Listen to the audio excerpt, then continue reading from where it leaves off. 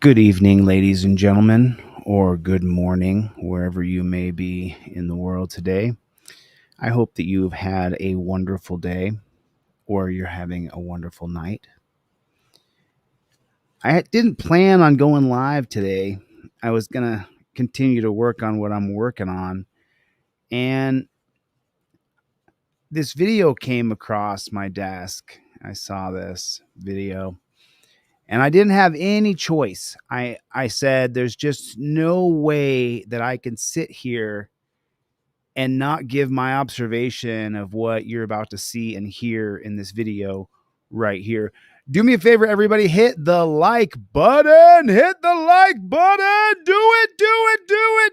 Take your finger and hit the like button. And then put down in the comment section right there, OTVO. Overturn Terry versus Ohio. Overturn Terry versus Ohio. Put that in the comment section for me. Or if you're so inclined, JBTP, Jackboot Thug Pig. Hold your breath, folks. This is horrible. Welcome to Delete Laws, everybody. OTVO. Overturn Terry versus Ohio. Do you understand what I just told you? Yeah. Do you want to tell me or not? I am going to charge regardless whether you give the bottle up or not. Somebody was Well, the nurse will. I'm going to charge you regardless whether you give the bottle up or not. He's claiming that she is hiding a bottle of alcohol on her person. Probably be able to take it. But I can't, okay? And I'm not. But based on what the nurse said, you know that test she gave you? Mm-hmm. I'm going to use that to charge you, okay? Oh, why? Because you're under the influence. What? Okay. So they escalate the situation by telling the teenage girl that they're going to charge her. Okay. So the nurse is going to come and they can check you at school. The school can do that. I can't. And I'm not going to do that. But I'm going to, based on what they tell me, I'm going to end up charging, okay? All right. Why do you want to charge me? Like, what did I do? With alcohol, man. I don't have alcohol. So haven't we seen that we cannot charge and criminalize our way out of the alcohol and chemical dependency in the United? We can't charge our way out of it. You can't keep charging people, giving them criminal charges, and expecting America to be anything other than what it's become. Okay. Alcohol is cool. When? I didn't drink it. I didn't drink alcohol. It's in your pants, and then security So, guards. I have witnesses. So you're already going to be charged, so can I have it or not? And told us where it's at. We know that it's in your pants. No, it's not. I just saw it. We saw it. Miss Dawn and I saw it. I saw the What bottle. you see? It's there. We saw it. I don't understand. So can I have it or not? If not, it doesn't matter. I'm still going to charge. Whether or not. Okay. Why are you running? Okay. Okay, so just go with that rationale. I'm going to charge you whether I have the bottle or not. Okay, if that's the situation, then you got her, dude. There's nowhere she can go. No, please. Go ahead. I have it in the office. You can't have your phone. Delia, put your phone down. She's going to give us her phone. Who are you calling? Look, You calling your mom? Mom, Okay. yeah. She's calling her mother. Okay, because you're the. Yeah, you can't hold my phone. I mean, you're going to get charged. They keep telling her you're gonna get charged, you're gonna get charged, you're gonna get charged, you're gonna get charged. This is not de-escalation, and they're also saying that she's impaired. How do you respond to someone when you're impaired and they keep telling you and threatening you? I'm gonna get charged. Yes. Mom, they have me in the office or some shit. They're trying to say I drink liquor or some shit. Yeah. I don't know, pinche culos. Come pick me up or some shit, man. I feel like being scared. Yeah, man. Yeah, because you already have fuck these bitches, man. I'm not trying to do this. Why you keep staring at me? So why do they keep staring at her? If they know she's impaired and they say that she has alcohol down her pants, why do they keep staring at her? Leave her alone. She's drunk and she's a teenager. I think she's 19. I'm not sure. Okay, no problem. I'll be right there, please. I know, okay, man. And stupid assholes over there trying to fuck my phone too, like, spread.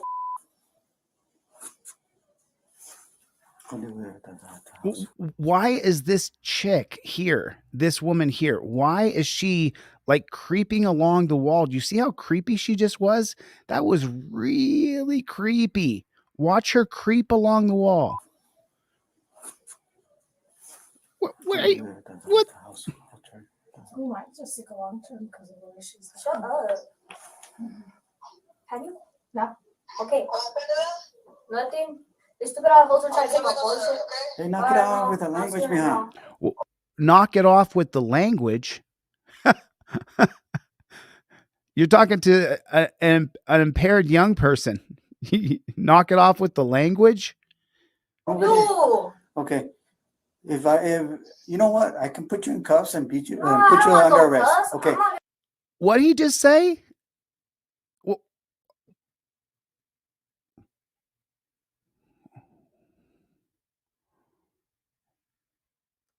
Ah, God dang it! This Reddit. Have you? No. Okay. Nothing. This stupid assholes are trying to take my bullshit. Hey, knock it out with the language behind. No. Okay. If you know what, I can put you in cuffs and beat you and put you under arrest. Okay.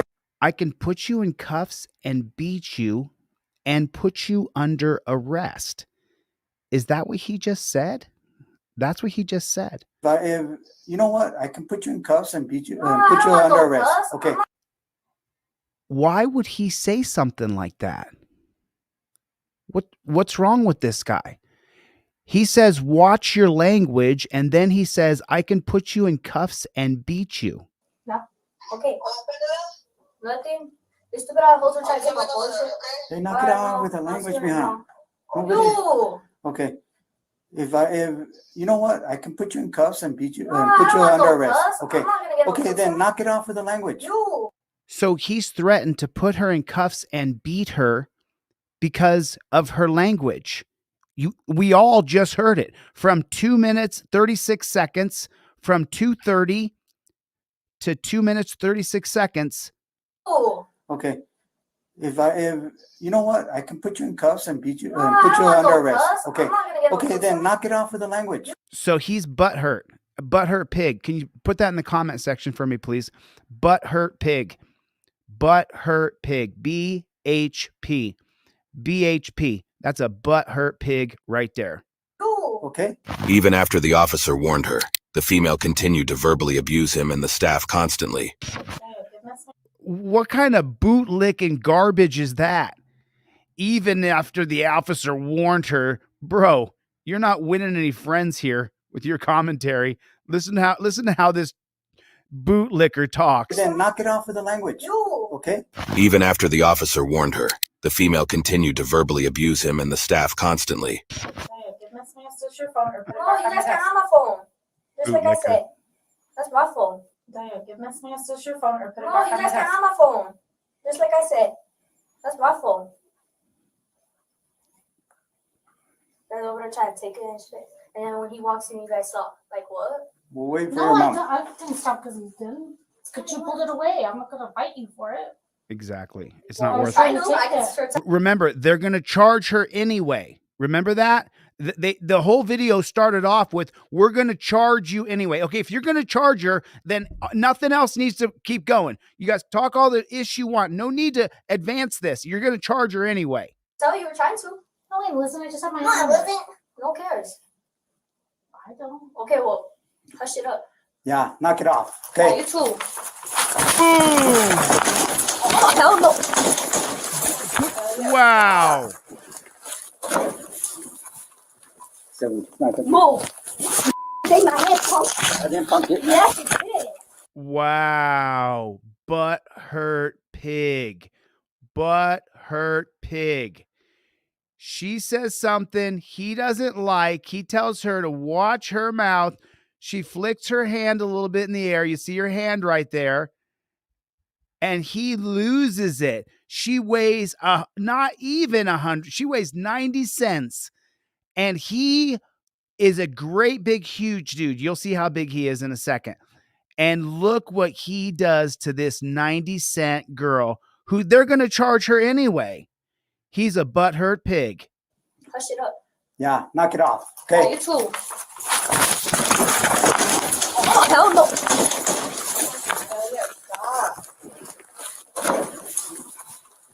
So it's not gonna. Move.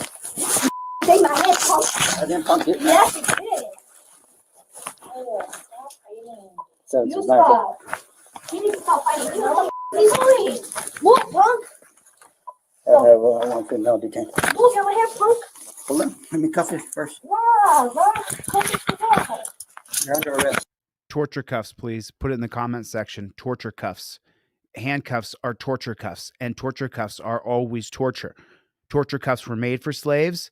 They're still putting them on us, the slaves. Ah.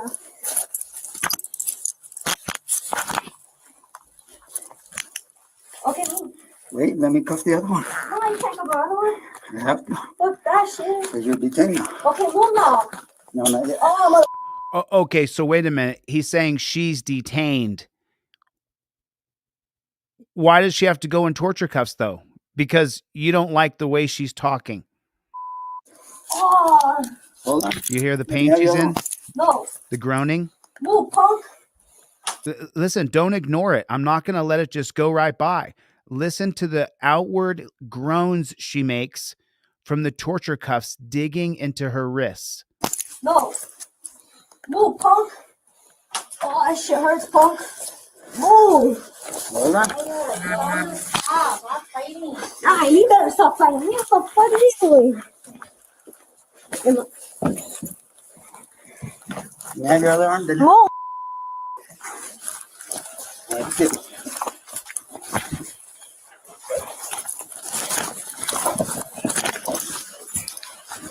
Thank you. This ain't no type of situation. Move. Look, That shit hurts the arm. look how much, look at his hand. Look how big his hand is.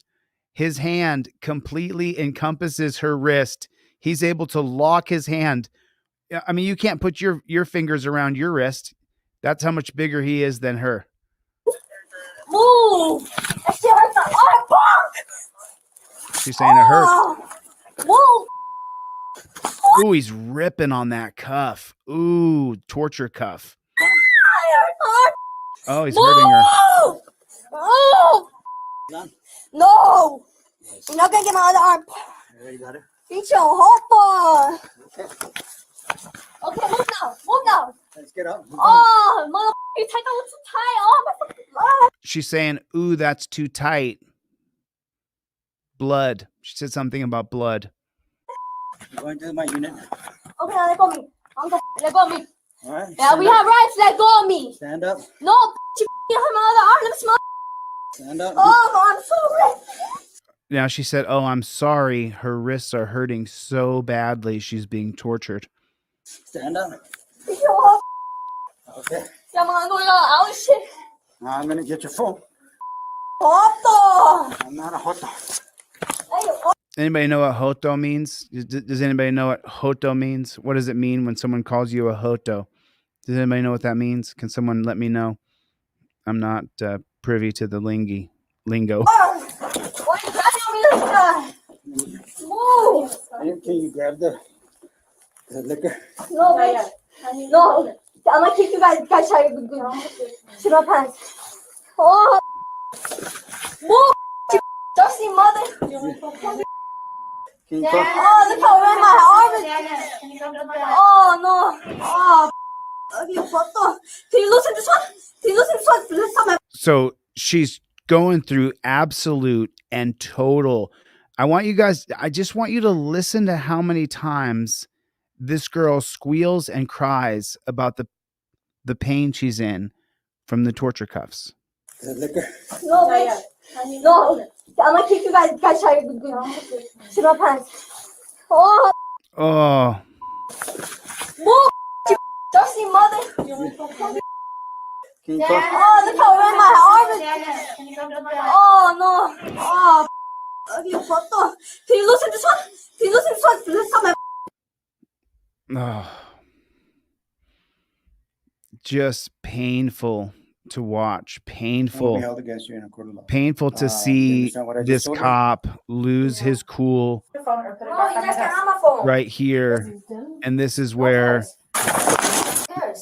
the beating Okay, really well, begins. Hush it up.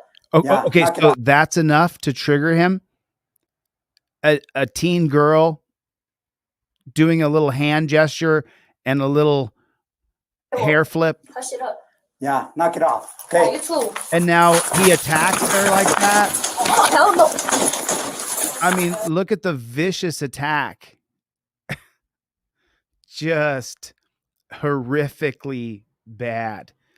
Just the worst of the worst of the worst. It really, truly is.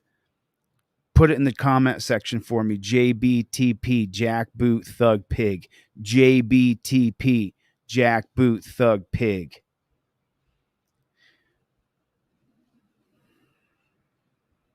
Motorcycle? I was on my gas bicycle. Okay, that's a gas powered vehicle. You have to have a driver's license. No, you don't. Yes, you do. Not when it's 50cc and you have a permit for it. He goes, that bike is illegal. I said, no, it's not. It's a 50cc bicycle and I have a permit for it. Okay. He was on his little road bike. He said, get out of the way or I'm going to beat your ass. If you guys want to believe him, and we have 2 witnesses, he has 0. Okay, calm down. Just calm down. Calm down. No, I'm pissed off because you guys just came in our Okay, house. but we tried to come here to ask a question and figure out what's going on because what we got told is a gun was involved in this incident. So we're No going to gun take this. It's always a gun. There's always a gun involved. There's always someone with a gun. They have to make this a felony stop. Be careful, everybody. No gun was involved. Not Okay. at all. We don't know that when We don't know that. That's I know. No gun was involved. Well, we don't know that when we get here, though. You just said a gun was involved. And he goes, well, we don't know that, though. I thought you said you knew a gun was involved. That's what I'm saying. I So understand we're that. gonna come, Yes, I okay? totally understand that, Okay. but you can't just tackle him. But when he's told to stop, he has to stop. But you can't just come in the house without Yes, a... We have to can't. control this situation. Do you have a search warrant? We don't need a We don't search need Yes, one. you do. To You might want to go to house. school and learn the law. I before already you know wanna the try law. No, you don't. Okay. Okay. We're not going No, to you argue. don't. Okay, please don't talk to me, Okay. so get out of my way. This is my case. It's your So I'll case? talk to you as much as I want. Okay, well, I'm not going to respond. Okay, so at that point, you say, this is my freedom. I plead the Fifth Amendment. I invoke my First Amendment right to be the press. You don't have to respond Okay. to me, but I can talk to you. Have a good day. Well, Yeah, I'm more than willing to talk to you, but I'm not going to play the stupid games. Okay. you kind of are. 'Cause- Okay, we're done. Can I have the case number right now? You can give it to your dad.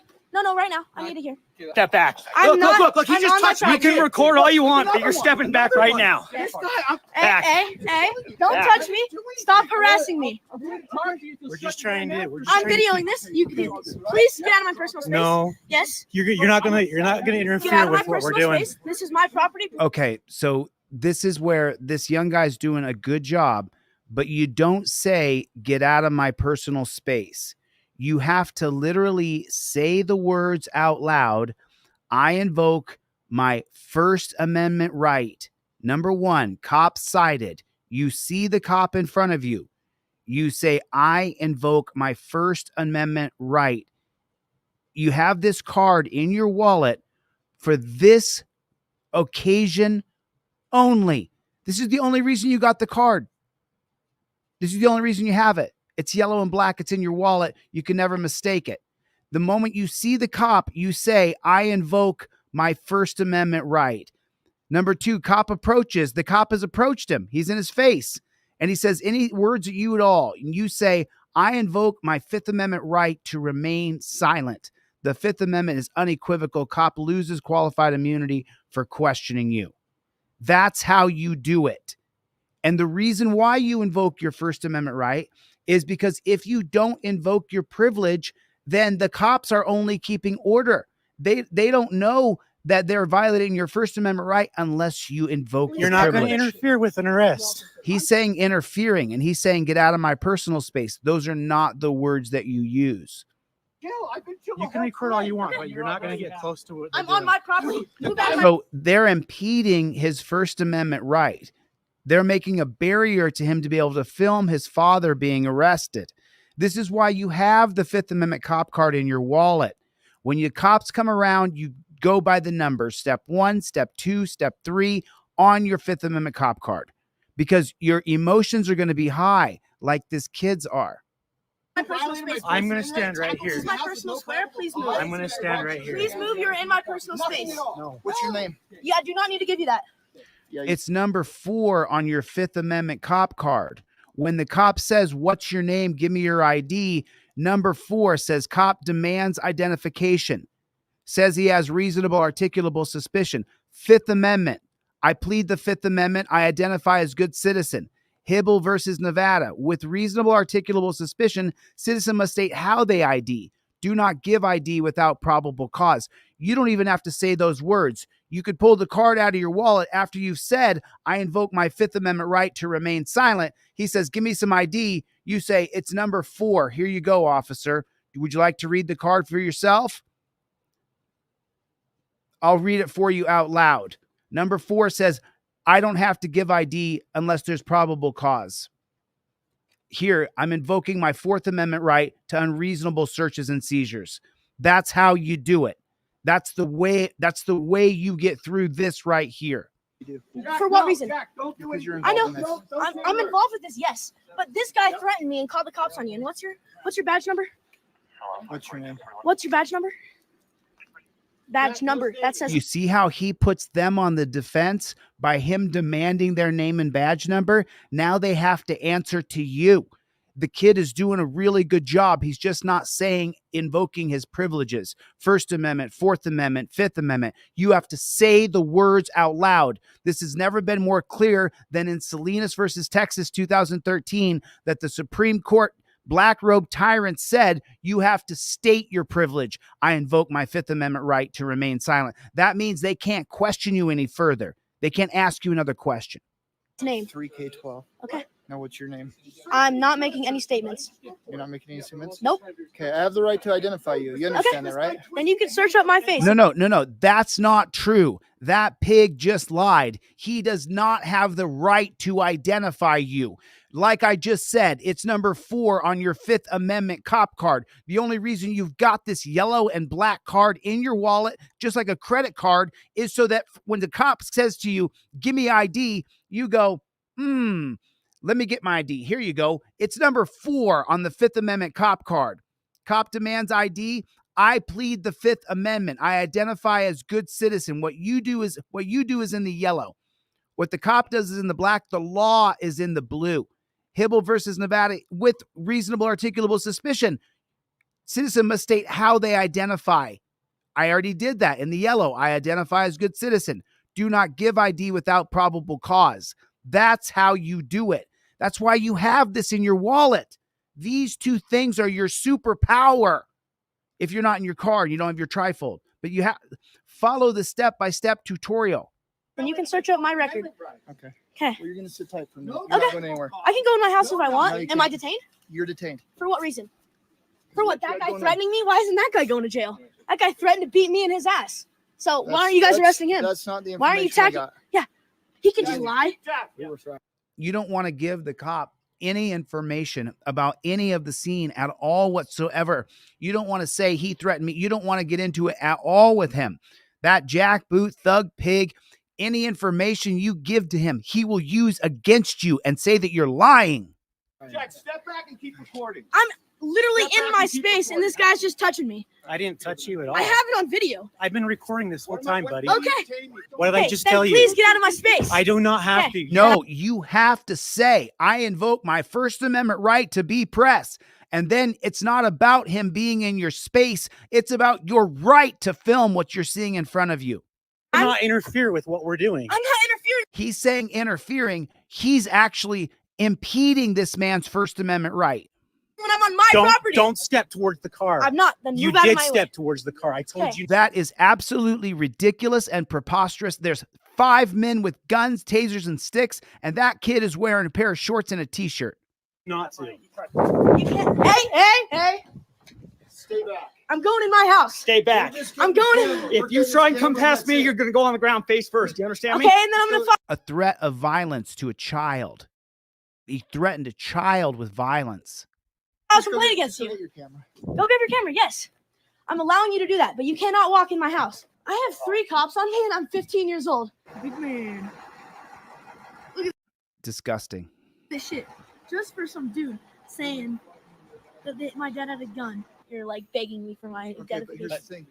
thing. I'm not talking. You're I'm required talking by to him. law. Jack, let me No, explain. no, you are not required by law to give ID unless there's probable cause to arrest you. You are not required by law. They do not get to ID you for their report. You do not give your ID. It's the reason why I made this Fifth Amendment cop card. If any people have ordered anything from me, if anybody ordered a trifold, you might miraculously find that I may have added a Fifth Amendment cop card in there for you. I did that with hundreds of people. Why did I add it in there when you ordered your trifold? Those of you in the chat know, if you ordered a trifold from me in December, I pretty much added a Fifth Amendment cop card to almost every order. Why did I do it? I sell these to make money, so you'll have it. So when the cop says, give me some ID, no. Number 4 on the Fifth Amendment cop card is plain as day, officer. So I'm going to say what's in the yellow while I film you. I plead the Fifth Amendment. I identify as good citizen. No IDs required, officer. And the cop's going to say what he just said. No, I have a right to identify you. The law is in the blue, officer. And it's the most on-point case law from the Supreme Court is Hibble versus Nevada. With reasonable articulable suspicion, citizen must state how they ID. Do not give ID without probable cause. Officer, do you have probable cause to arrest me? Well, I do if you don't give me ID. If that's what you're going to arrest me for, then you can arrest me for it. I'm going to remain silent. Put your hands behind your back. Okay, because I got everything on film.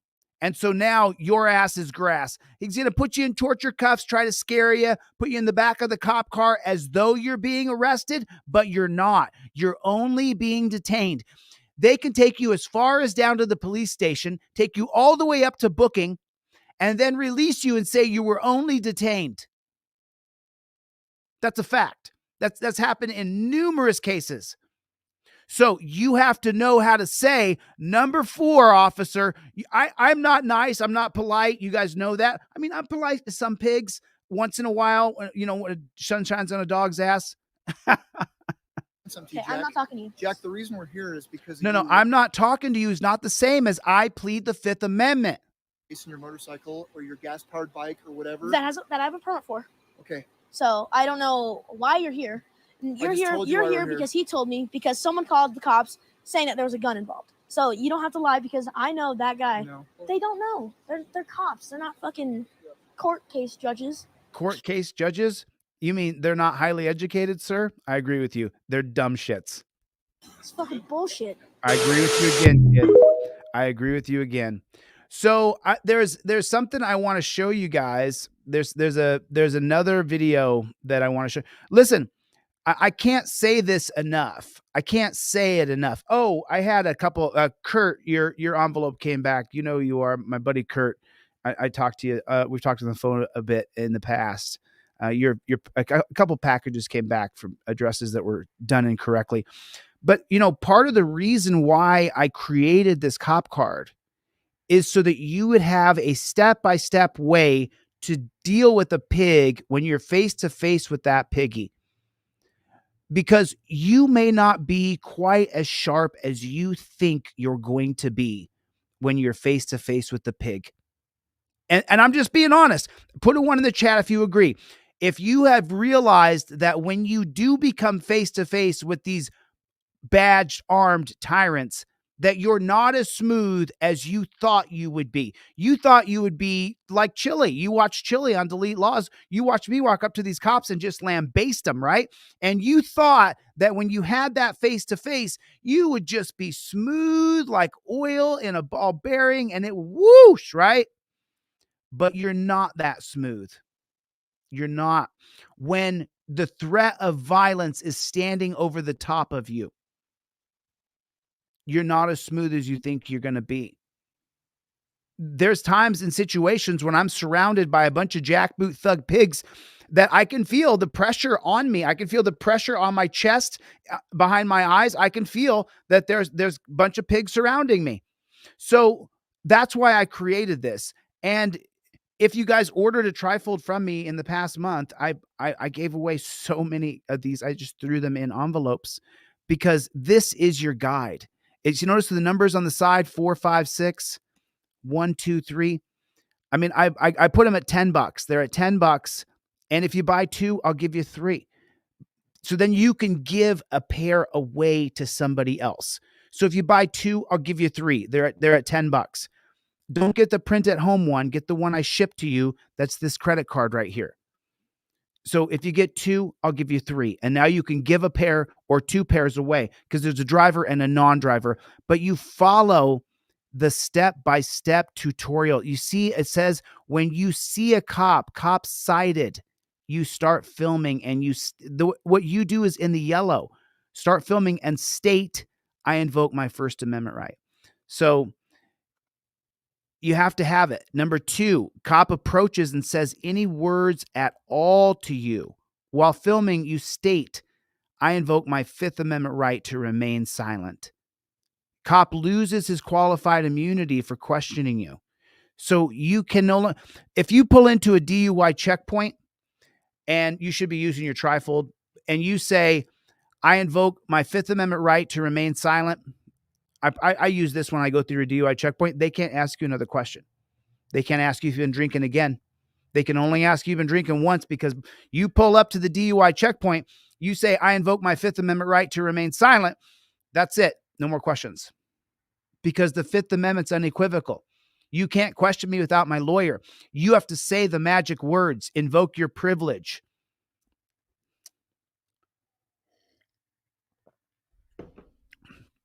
I don't know if I invoke all my rights would work. I think Salinas versus Texas is really, really clear that you have to invoke your Fifth Amendment right to remain silent. I'm 99% sure that that's what Salinas versus Texas says, and that's a fact. There's a video I want to show you guys that someone sent to me, and I saw the video and I commented on it, and I think maybe somebody commented back on that video.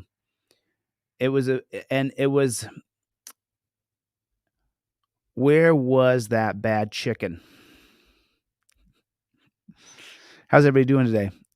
So we covered that video yesterday, and then let me find this video that this guy sent to me yesterday. And this is pretty legit this is pretty legit, or I wouldn't take the time to find it right now. But I wanted to cover that first of all, I wanted to cover that girl getting beat up. I saw that video. It just absolutely made my blood boil. And I wanted to get that out right away. And where is that bad chicken? And does anybody know what has happened? Yo, what's up, everybody? So this is the last video that I saw from Riverside Accountability. Take a look at this. This is the last video that I saw from him. And then you guys be the judge.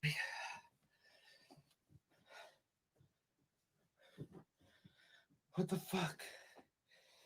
You guys, we just woke up to a loud explosion. The cops are outside my house. I don't know what's going on. Stay on here. Screen record. I don't know what the fuck. Are they?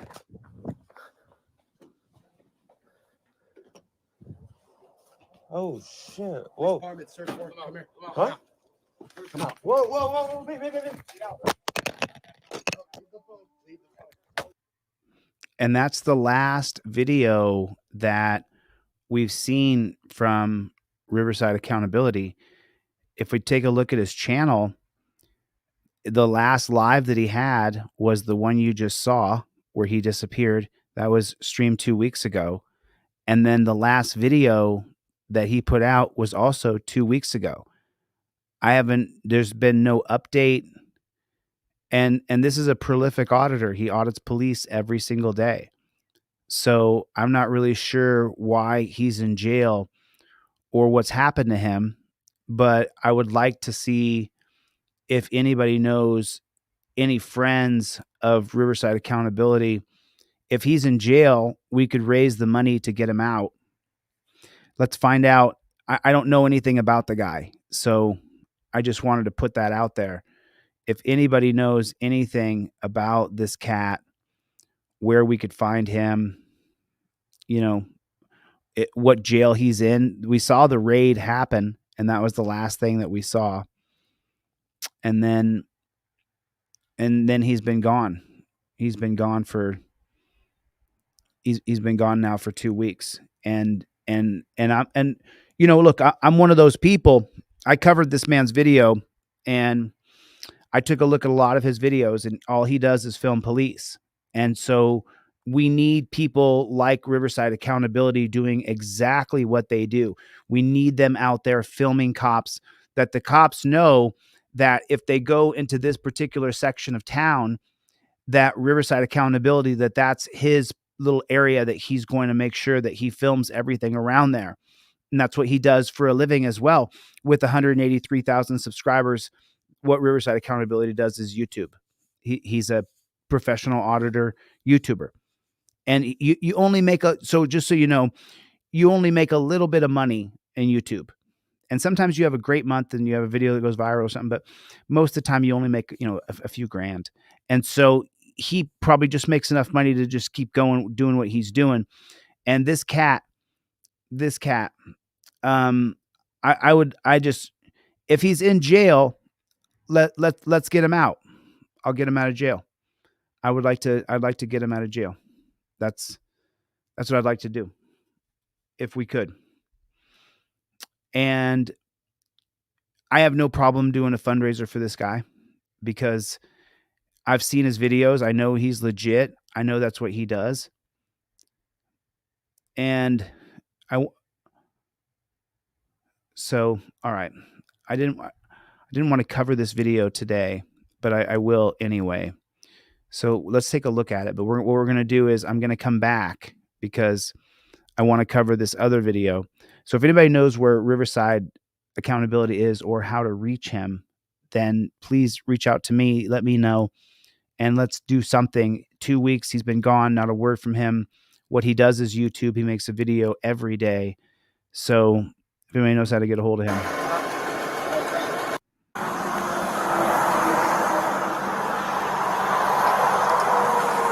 You got registration, sir? Yes, sir. So your friend's truck or your trailer? Okay. What's inside the trailer? Hey, sir. Let's check all the lights. Thank you. I'm gonna check that car signature.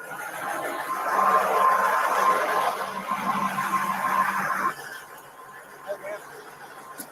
Anything illegal inside the truck? You're okay if I search it? Huh? You're okay if I search the truck and my trailer? Okay with it? Okay.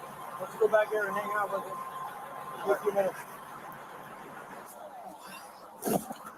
Yeah, baby.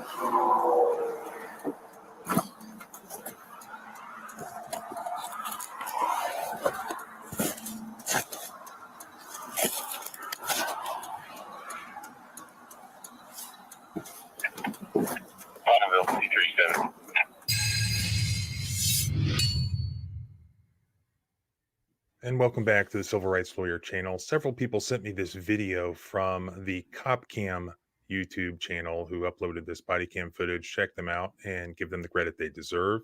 But it's called Traffic Stop Turns into a $2 million Cocaine Bust. And this cocaine was found during a traffic stop of a tractor trailer. There were questions about regarding the legality under the Fourth Amendment of the search that took place here. Let's go through it together. All right, I did some Googling and I found that although there are several of these cases in recent years from across the country, I believe I located this one, and I think it's from Indiana, Putnam County, Indiana. And here's a press release from the Indiana State Police. Thursday, May 26, 2022 at approximately 4 p.m., an Indiana state trooper stopped a tractor trailer eastbound on Interstate 70 for a routine compliance inspection. The driver of the tractor trailer was identified as Leonardo Hernandez, age 38, of Miami, Florida, with one passenger in the vehicle. During the conversation with the driver and passenger, criminal indicators were observed, and a consent search revealed approximately 44 pounds of suspected cocaine.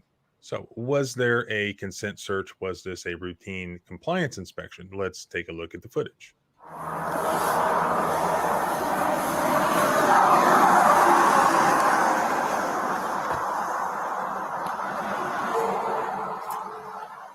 I'm also looking for the criminal indicators here. For you truckers out there, I'm not familiar with this. Is the way that this, the back of this trailer is locked, is that unusual? Is this a criminal indicator?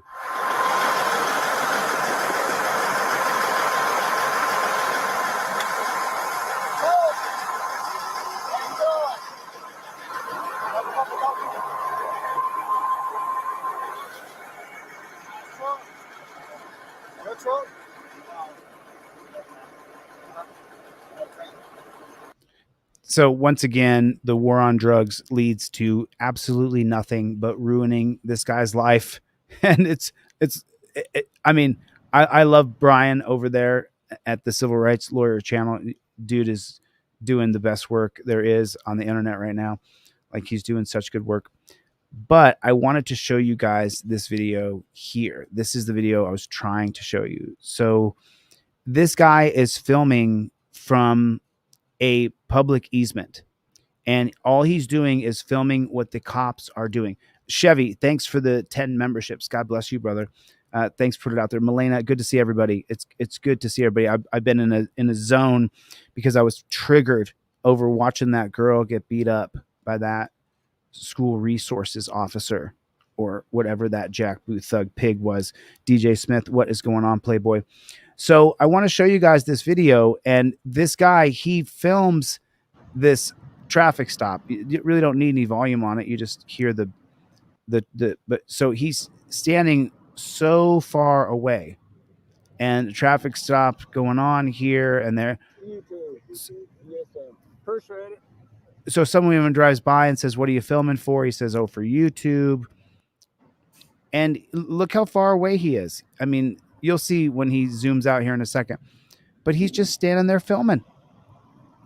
He's not hurting anybody. He's not talking to anybody. He's not hollering out about anything. He's just standing there filming.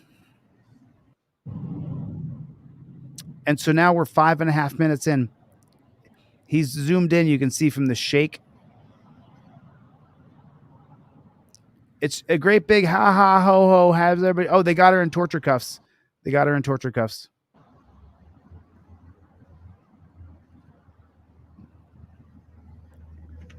Once they take and kidnap somebody, they really are all hyped up. You know, they're hopped up on, I just took someone down.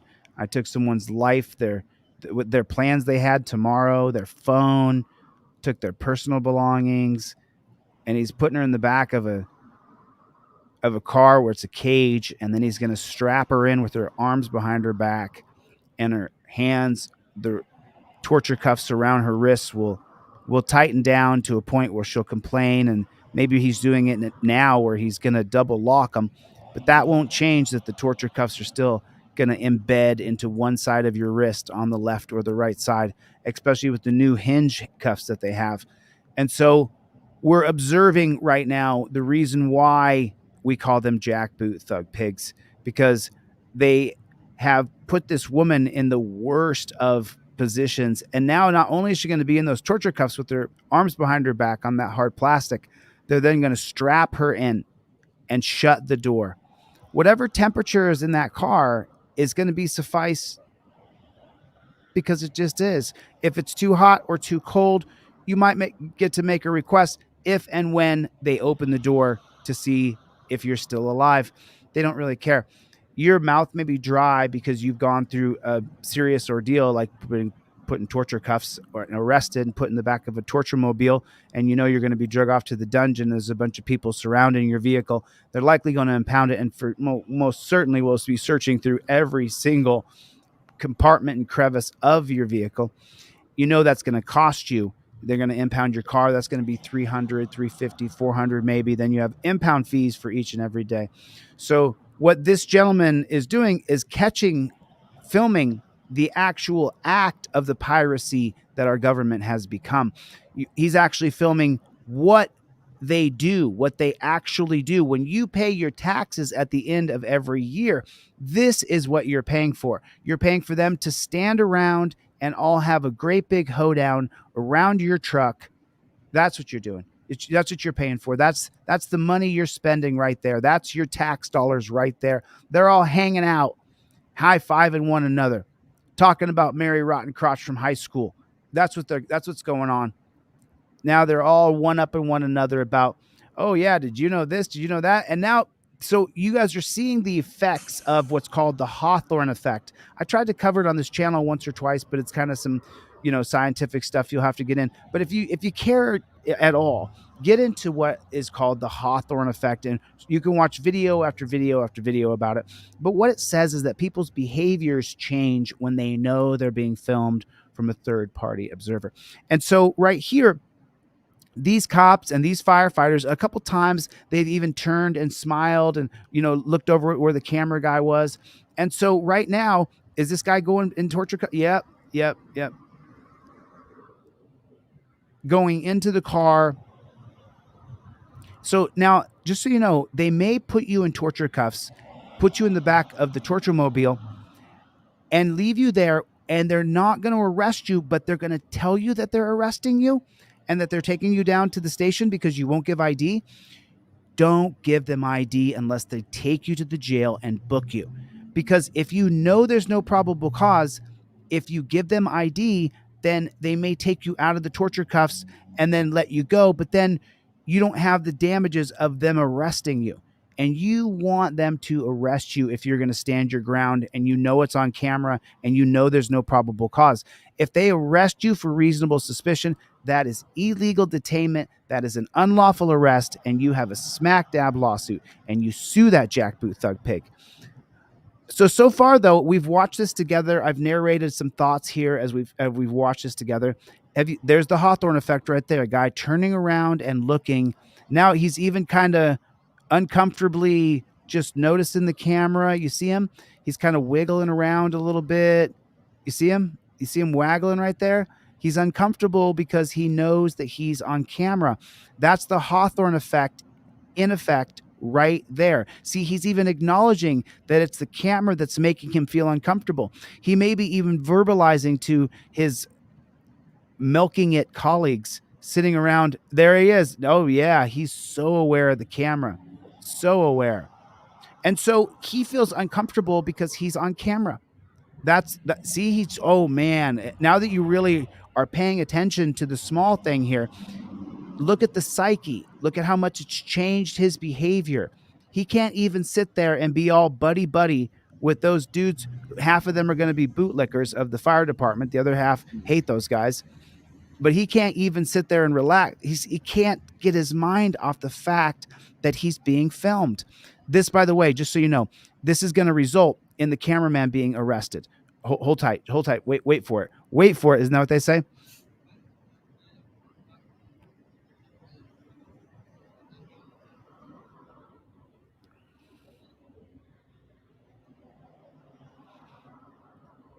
I'm not sure if you guys heard the conversation I had with the cops when they arrested me in February of 2023 in Las Vegas when I was in the back of the car.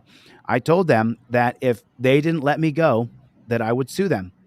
And it would cause a long, drawn-out process. And I said, if you decide to release me, then you have to agree that we will do First Amendment civil rights classes for the department so that I don't sue you. Because you're unlawfully detaining me and you're unlawfully arresting me. And that court case, by the way, is at the end of this month.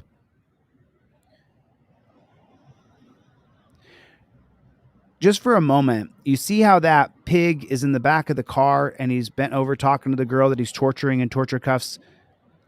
And so just for a moment, try to put yourself in her position right there. In her position. Can you imagine what you're going through? And I'm so sorry. I don't know if he's a firefighter, this guy in the blue shirt, but he just can't relax. He knows he's on camera. He just cannot relax. He's just look at that. Just so hyper aware that someone is filming him. Is that how you guys feel when you know someone's filming you? Do you feel uncomfortable? Put a 1 in the chat if when you know you're being filmed, it certainly affects your behavior. And be honest, if someone walks up to you right now, pulls their camera out and starts filming you, just tell me, does that affect your behavior? And I'm going to call you on this in a second and give you a scenario. And you know what the scenario is. you start to have a beef with another person. I don't care if it's at a fast food joint, in a fast food line, if you're at a coffee shop. So two people start to beef. You don't even have to be the one involved. However, you're a third party there, or you're one of the other two parties. They pull out their camera and they begin to film. Doesn't the behavior of the people involved change? Doesn't it change immediately?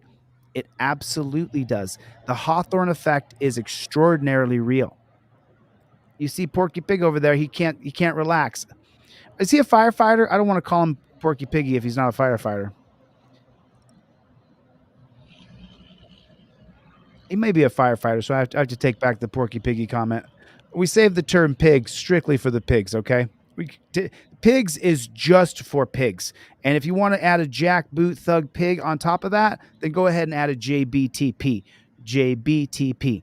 So now we're 14 minutes in where this auditor has sat here, done nothing, said nothing. Someone asked him right around the 8-minute mark right here, what are you doing? He said, I'm filming for YouTube. So we know what he's doing.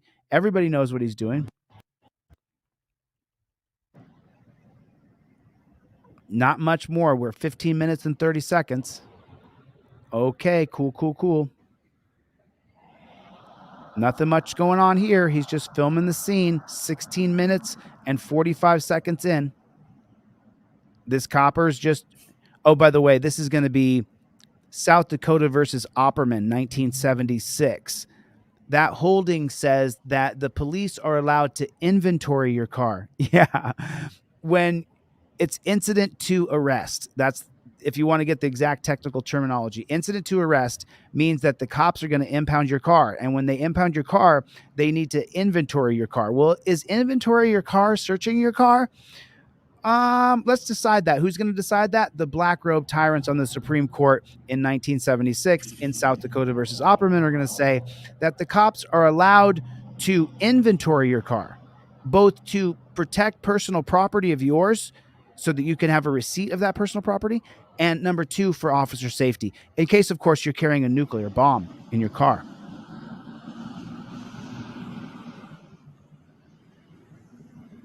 Okay, so the scene's pretty much over, right?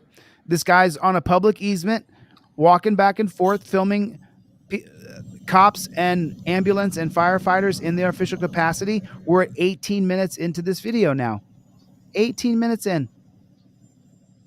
I mean, this cop's been on his phone the whole time. I mean, so just take a look at G.I. Joe Loser. Just take a look at G.I. Joe Loser. He's not going to need any of that gear today.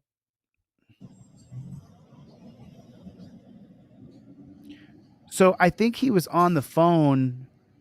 I'm not sure if he was on the phone to the fast food place. That's what I think.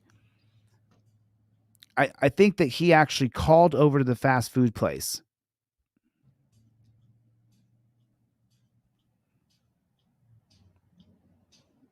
So absolutely nothing's going on. Put a 1 in the chat if you could agree to that. This has been a very boring 10 minutes of watching really someone get arrested. For us, it's boring. We do realize that woman was in torture cuffs. But for us, for you and I, pretty boring, pretty slow, right? And so remember the chubby firefighter who I retracted calling him Porky Piggy because it's not fair. We save pigs just for pigs. So now this pig right here, watch this. I'm also here at the police department. Jack's personnel do not want you on the property anymore. They want you to leave the property. Never was on their property. This is Jack's property. No, right? this is the pub property. How are you? I'm also here at the police department.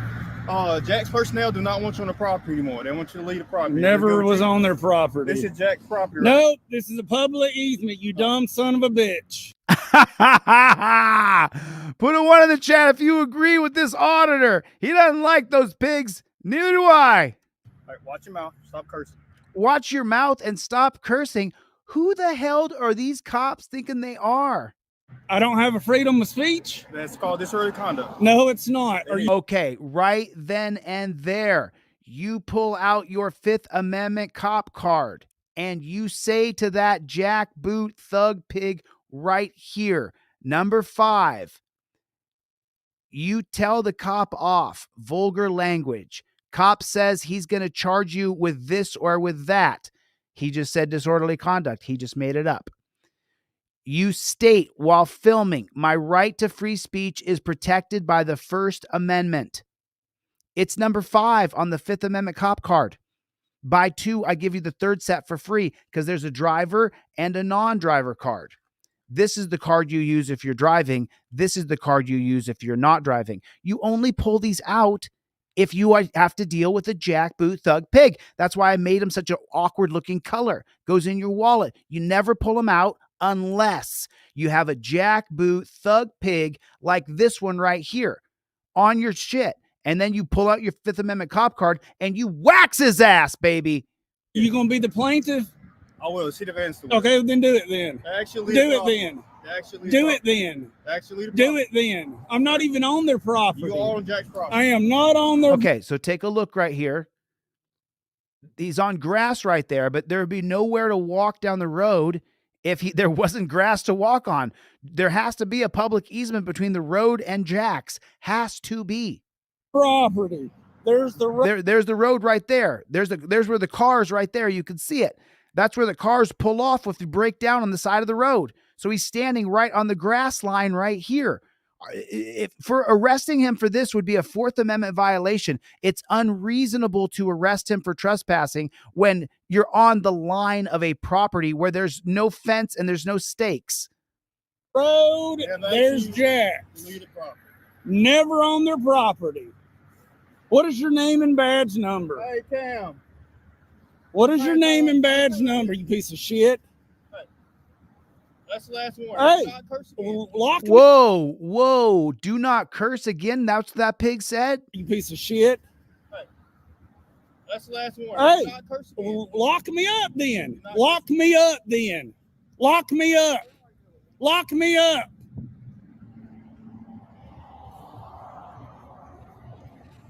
Wow. I mean, you heard it. You saw it yourself. Watch your mouth is what that pig said. I put it on your cop card. You always use your camera like a ninja warrior. You recite what you see on the Fifth Amendment cop card. Then you show the card to the camera. Then you show it to the copper. And you tell him, cop loses qualified immunity. First Amendment upheld by the 1971 case of Cohen versus California. Cop loses his qualified immunity for questioning you further, for arresting you, or for charging you with the crime. Loses his qualified immunity for arresting you. You have to state the right that you are invoking, which is your First Amendment right to speech. My First Amendment right to speech is protected by the First Amendment, number 5. This is how you do it. Otherwise, you know as well as I do, if you don't educate the pig, have the card, have the camera, you are going down. Then it's your word against the pigs. There was no literature. There was no video. You're going to jail. You're going to jail. You're going to jail. You're going to jail.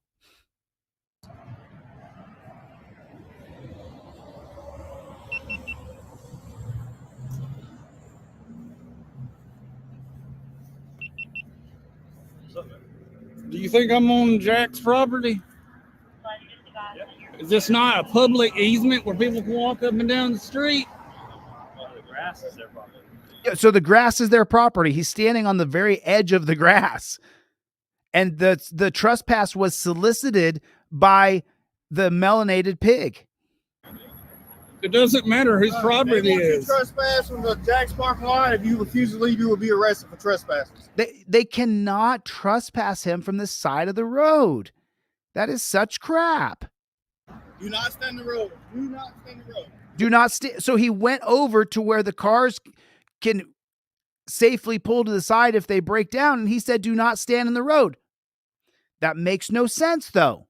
Well, then I have to stand on the fucking public. This is public. I'm not fighting. This is public. Man. I'm on a public easement.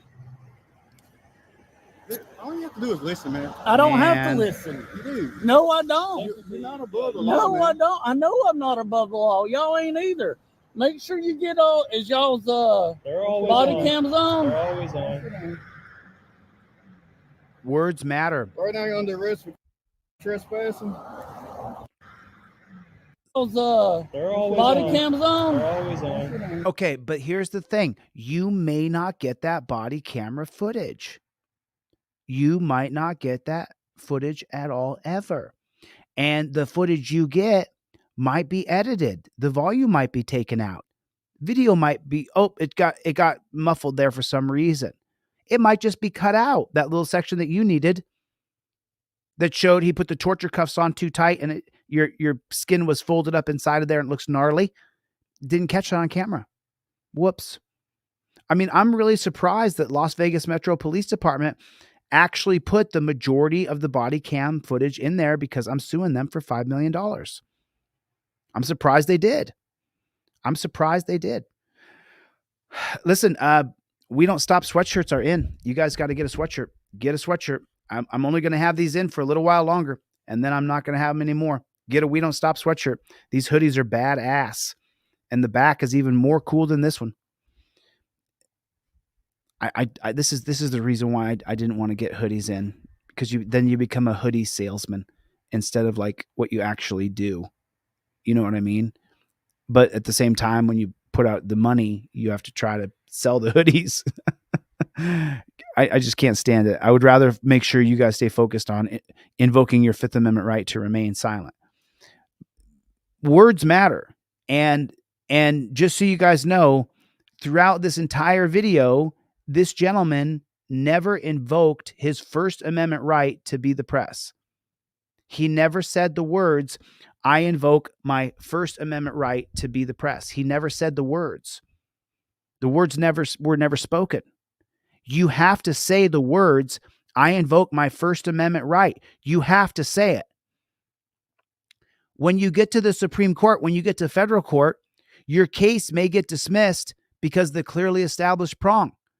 The clearly established prong says that the cop has to know what right of yours he's violating.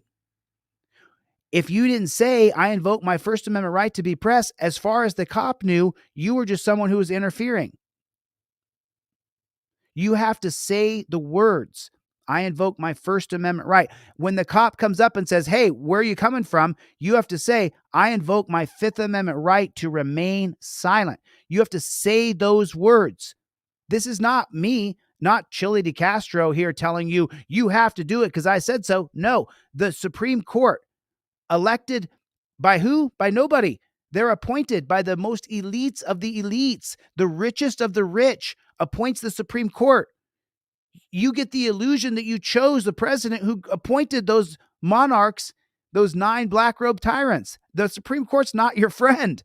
They refer to our civil liberties, God-given rights at birth, as privileges. You have to invoke the privilege that God gave you at birth. You have to invoke it for this government to recognize that their officer should have known better to go around their qualified immunity. If you don't say, I invoke my Fifth Amendment right, and you continue to say, I don't answer questions, he could say, where are you heading? Well, then, what time are you going to be there? Well, where were you at yesterday? Where are you staying at? Is that your girlfriend? Do your headlights work? Can you roll your window up or down for me a little bit? Can you put your other window down for my partner? All those questions come to an end when you say the words, I invoke my Fifth Amendment right to remain silent. Wacko. No more talking. Shut the front door. Shut the front door. It's the main staple on the trifold. I invoke my Fifth Amendment right to remain silent. Don't ask me where I'm coming from, where I'm going, where I've been, if I've been drinking, if I have a gun. I will take no tests, no searches or seizures. Use the address on my ID. I'll give no additional information. Everything I need to give by law is provided in the slip below. That's how you do it. That's how you do it. Bow. That's how you do it. I'm telling you, if you don't, he never invoked his privilege of being the press. He never said, I invoke my First Amendment right to be press. Let me see.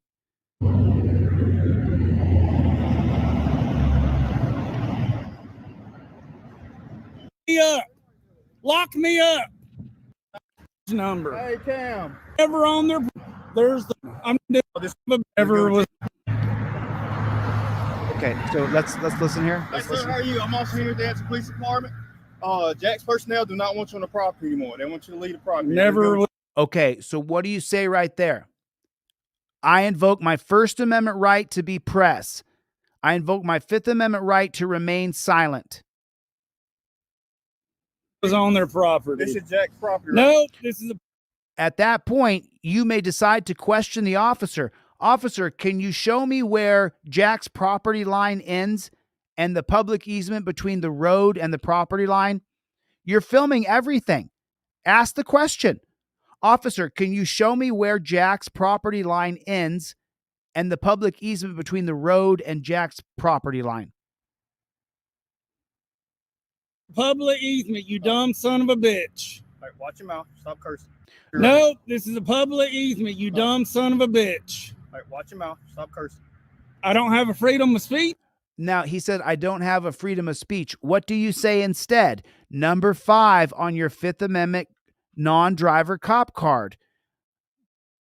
Upheld 1971, Cohen versus California. I have free speech. It's right there on your Fifth Amendment cop card. You just recite the case law on camera. That's called disorderly conduct. No, it's not. Are you going to be the plaintiff? I will. See the Vance. Okay, then do it then. No, you don't say that. You literally read the card in front of you. It says First Amendment, 1971, Cohen versus California. Cop loses qualified immunity for arresting you. You read what's on the card word for word verbatim. Do it then. Do it then. Do it then. I'm not even on their property. You are on Jack's property. I am not on their property. You don't sit there and argue back and forth with a jackboot thug pig. You first invoke your First Amendment right. You invoke your Fourth and your Fifth Amendment right. And then you question him. What's your name and badge number? Where's the property line then? Where's the end of the property line? Show me where to put my feet that's off of Jack's property line and still not in the road. What's your name and badge number? Where's your supervisor? Can I get your supervisor here, please? You take control by first stating that you invoke your rights and then next putting him on defense by you questioning him. How long have you been an officer for? Do you understand my First Amendment right? Do you understand my Fourth Amendment right? Do you understand my Fifth Amendment right? I might just sit there and pepper him with questions. Depends on how I'm feeling. Do I want to spank him? Or do I just want to get through this encounter and have as little to do with this pig as possible? If I want to spank his ass, I'll sit there and ask him, why'd you sign up to be a pig? He has to deal with me. He's decided that I'm detained. Okay, fine. How long have you been a pig for? Do you beat your wife and kids like 40% of the other pigs? That number's a little higher than 40%, I'm going to bet. He has to answer your questions. I don't advise you go quite as hard as I do, but I'm not afraid of being arrested. I'm not afraid of these jackboot thug pigs one single bit. There's the road. There's Jack. Never on the. Okay, where's the property officer? Instead of him asking the pig questions that he has to provide a public service, he's defiantly arguing. And I support this guy. If go down here. Wow, you have a lockdown lawsuit. Let me know if I can help. Please do a story about my video and share it with the media as people as possible. I'm looking for a lawyer. So, I mean, I'm legit. I back the guy up 100%. He's right.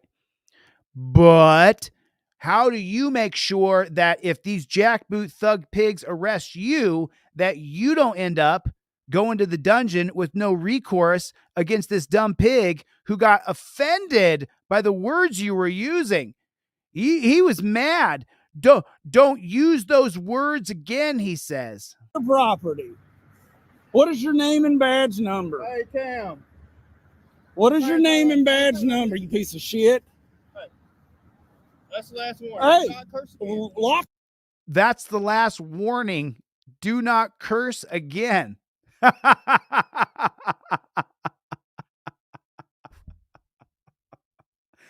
I got to be honest. He'd get the double up bird. I'd give him the double bird. Boom. I'd be like, F you and your daddy and your mama and your dog and F you and F you and F you, so that I could get him on camera, so that he arrests me, so that I can sue his jackboot thug pig ass. As soon as he told me to stop cursing, you would hear me call him, you son of a, you name it. I would just start to lay down. I mean, just think of the most grotesque insults you could think of to call him. And as soon as he told me to watch my language with my camera in my hand, so there's a record of it, I would lay down. I have a First Amendment right upheld in the 1971 case of Cohen versus California. It's on camera. If you touch me for my speech, I will sue your mother. I would just lambaste his ass. I would lambaste him. I would be like, bro, you got gravy on you, man. Delicious. Just slather it on, bro. You're triggered by words. You're triggered by words. You put people in torture cuffs, you jackboot thug pig. You can't take someone calling you a piece of shit. Watch your mouth. You want to control everybody and everything to the level where don't you talk like that. Don't you do it.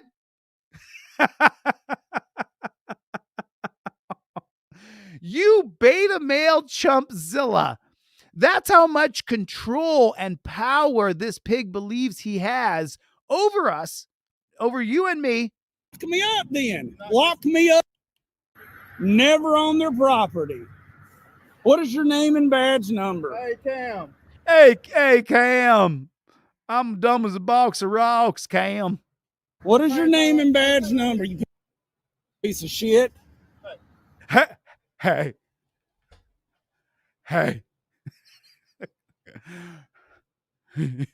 You better watch your mouth.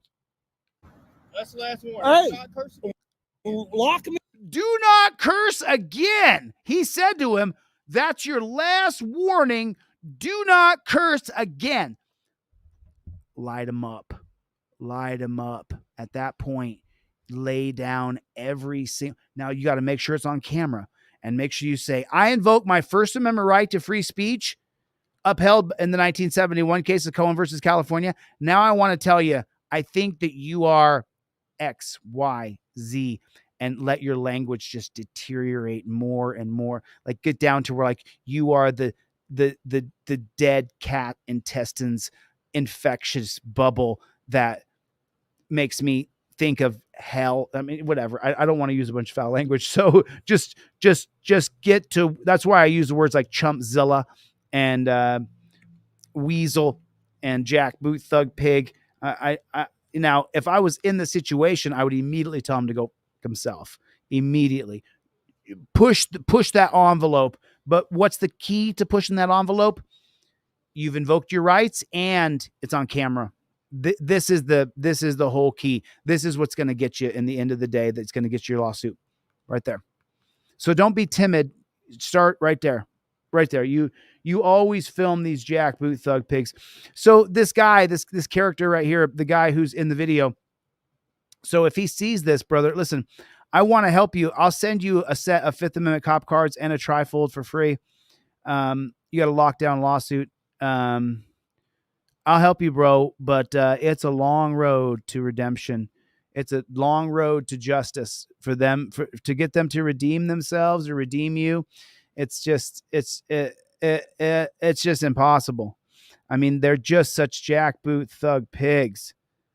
Oh, what's up, Selwyn? What's going on? Member for 3 months. What's up, Playboy? What's up, Playboy? What's going on with the Playboy? So you guys get over to this guy's channel. Let me drop the link in here. I already hit the like. I'll give him a subscribe too. I'll hit a subscribe. He was out there filming for 20 minutes, minding his own business. I'm gonna drop the link in the chat for everybody. I mean, he's a real activist out there. Mark, what's going on? Nice to see you, Mr. Bones. Chris Alderson, what's going on, my friend? Chevy was here. Shock Professor, what is going on? Let me get the there's envelopes that are missing. But there's actually something else I wanted to show you guys today. There's another video. I saw a couple of the last few days that I was like, man, you know, I see that and I absolutely have got to get into that video and show you guys exactly what I've seen, and then kind of break down where you should not make the same mistakes that you see other people make.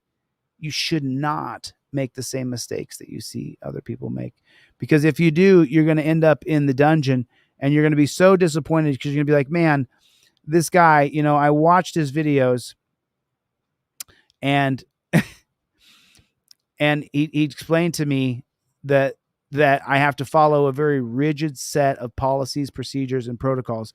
And then I didn't follow that rigid set of policies, procedures, and protocols. Canine partner had been exposed to okay, this is the video. I saw this one yesterday as well. If you don't follow listen, that's the whole thing with the hoodies. You know, I hope people get the hoodies because I only got a few dozen of them, and but I can't worry about hoodies. I got to worry about this. You got to get this in your car. You got to get the trifold in your car. You got to get the Fifth Amendment cop card in your wallet. And so I've played with price points. I give tons away for free. Like, I've done everything I can. I'll give you 2 for 1. You order 2 cop cards. I'll give you 3 cop cards. Like, let's go. Let's change the entire system by using the camera and using our rights. Let's change the whole system. We hold their asses accountable because we got it on camera, and then we'll crowdfund that lawsuit and we'll get it, and we'll get their asses. I just want to get as many of these jackboot thug pigs as we can fired. Good to see everybody. Thank you guys for coming. I appreciate it. Don't be timid. You got to film it. I love that. I wanted to show that for 1 second. potentially leading to adverse reactions. Canine partner had been exposed, potentially leading to adverse reactions. What's the powder you dumped in my car? Because Cop goes ballistic and pretends he and his dog are both about to be killed by a tiny amount of fentanyl. By the way, we know now from the science that the fentanyl overdoses by the pigs are all fake. They're all lies. if it's fentanyl, it could kill me or my dog. What is it? He's lying. You really have to be involved with fentanyl. It's not something you just walk into a room and you die because it's in the room. Oh, no. What is it? I don't know. You understand that if you kill me or my dog, you're gonna have bigger issues. Is it fentanyl? I don't know what it is. Bullshit. What is it? Yeah, that's working so far, isn't it? It's working good, huh? Him pointing his finger down and demanding. It's working so good. What is it? I'm going to give you guys all one more chance. Oh, just one more chance? And you're both going to jail. No, most likely. There it is. You're always going to jail, aren't you? Put a 1 in the chat if that's true. You're always going to jail. You're always going to jail. There's never a time that you're not going to jail. That's what they say. You are going to the dungeon. Do you understand me? What is it? I don't want most likely. I want what it is. I can't guarantee. Fentanyl or heroin? What is it? I can't tell you if it's fentanyl. Is there fentanyl in there? Just so you know, it's all drama because the fentanyl's not killing the pigs. They've gotten a lot of time off. Fentanyl's not killing the pigs. Anything, it could be fentanyl or heroin. I can't tell you against my tire. Sit down. 3326.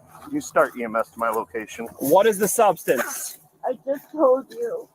What is it? I just told you. Then repeat it. All right, buddy. Then repeat it. What is wrong with these jackboot thug pigs? All right, buddy. I just told you. Then repeat it. Do you think he practices trying to talk mean? Then repeat it. All right, buddy.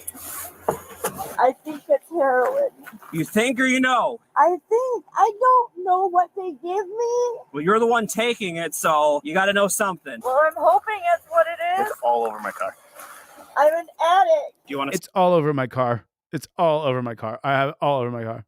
She says I'm an addict. Secure him in mine so you get Riley out. Yeah, you take him to yours. You didn't have anything earlier. Stay put. Why? Stay put. Sir, come this way. Do you have anything on you? No, I don't have nothing, dude. That's all her shit. Portage State have one more. So they're taking him to the torture mobile, and he doesn't have anything on Sir, him. come this way. Do you have anything on you? No, I don't have nothing, dude. That's all her shit. Portage It's all her shit. State have one.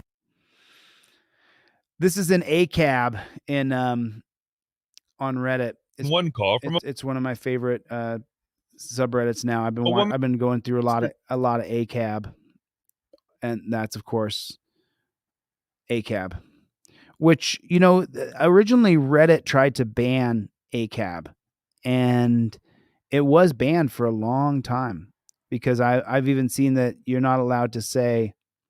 So here we are, the good cops. Whoops. So here we are, the good cops. We keep hearing about. So here are the good. Oh God. Oh God. Kind of silly. Kind of silly.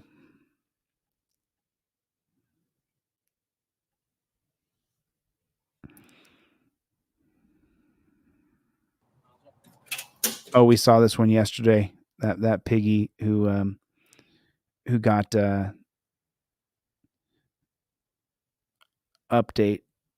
This is an update. So the officer who decided to arrest a 10-year-old child has now been fired. Let me give you the background. I'll put it up for a mass. Which I love this channel, by the way. I love this guy. This was such a sad, sad story. In Mississippi, a 10-year-old child named Quantavious was sentenced Tuesday in youth court to 3 months probation. A decision the child's attorney says was influenced by race after the child was arrested for relieving himself behind his mother's car. All right, he's a child. I mean, I still can't get over though. I mean, she named her kid Quantavious. How do you look that name up? The origins of the root, the origins of the name Quantavious. The third grader was arrested. Disgusting. By the Senatobia Police Department, August 10th. After a police officer saw the child relieving himself outside next to his mother's car when the woman was inside an attorney's office, okay? According to attorney Carlos Moore, given the circumstances, any child would have done the same thing, noting as well that there was no public restroom available, or continued, quote, he did what any reasonable person would do. He urinated next to the car behind the door, not exposing himself to anyone. He would not have been arrested, prosecuted, or sentenced if he was any other color, race besides black. Now remember, we're talking about a child, okay? There's more. Moore said he is baffled that an arrest was made, that prosecutors then pursued the case, and that a youth judge this week oversaw a sentence that included probation and requires Quantavious to write a 2-page report about Kobe Bryant. We are not going to appeal. He will not have a criminal record. This is probation, and he is a fan of Kobe Bryant. So he doesn't mind writing the 2-page report, Moore said. Quantavious was charged in youth court with being a child in need of supervision, Moore said. The child is required to check in with the probation officer once a month for 3 months, Moore said, but still the principle of it. He should not have to do anything. He should be enjoying his Christmas holiday like other kids, end quote. Put up the family.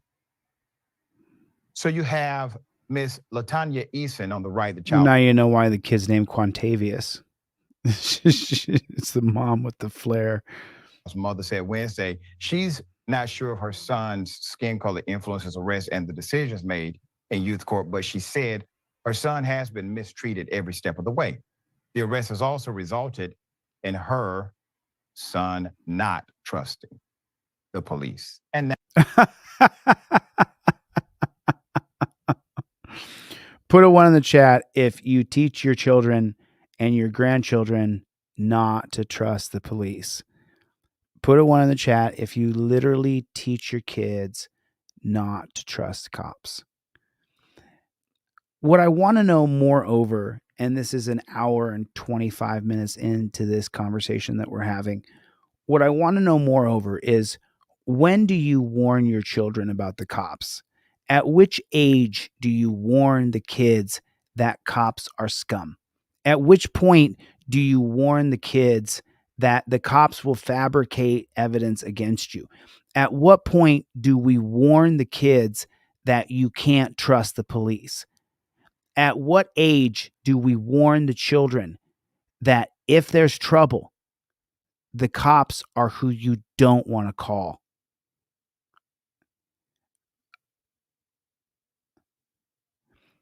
If there's mortal danger at your doorstep, you better get your firearm. The cops are going to get there in time to do the chalk outline of your body. That's why I'm packing heat. At what age do we teach our children you cannot rely on 911? You're going to have to solve that problem on your own. At what age? What's the proper age to teach them? I'm just wondering. What age did you teach your child? Don't trust them. Don't talk to those cops. What age do you teach your children about the Fifth Amendment? What age do you teach your children about the 5 big freedoms of the First Amendment? RAPS, religion, assembly, press, petition, speech. RAPPS, the big 5 freedoms of the First Amendment: religion, assembly, petition, press, speech. What age did you teach your children RAPS? At what age did you teach your children that they have to state aloud the rights and privileges that they are invoking? These are all legitimate and fair questions. These are all legitimate and fair questions. I just want to know what you guys think. now being scared of them because of their own actions. The police resulted in her son not trusting the police and now being scared of them because of their own actions. The police chief, Richard Chandler, appeared to comment on the child's arrest in August. It was a statement posted on the department's Facebook page, read in part, quote, "Several of our officers were recently involved in an incident that involved a 10-year-old juvenile. The officer's decision violated our written policy and went against our prior training on how to deal with these situations." Okay? Chandler added that one of the officers your prior training was no longer employed at the department, and the other would be disciplined, and the department would have mandatory juvenile training, just as we do every year. Sir, you don't think, put his picture back up. Sir, you don't think. Just as we do every year. So just remember, when you say they just need more training, they're getting trained exactly how they are every year after year after year. They knew the damn training? You do the training every year. Right. You mean out of all of those police officers who are investigators, by the way, all of those investigators did not remember the training about how to handle children. All of them forgot it. Issa said on the day of her son's arrest that while officers chose not to handcuff him, they put him in a jail cell.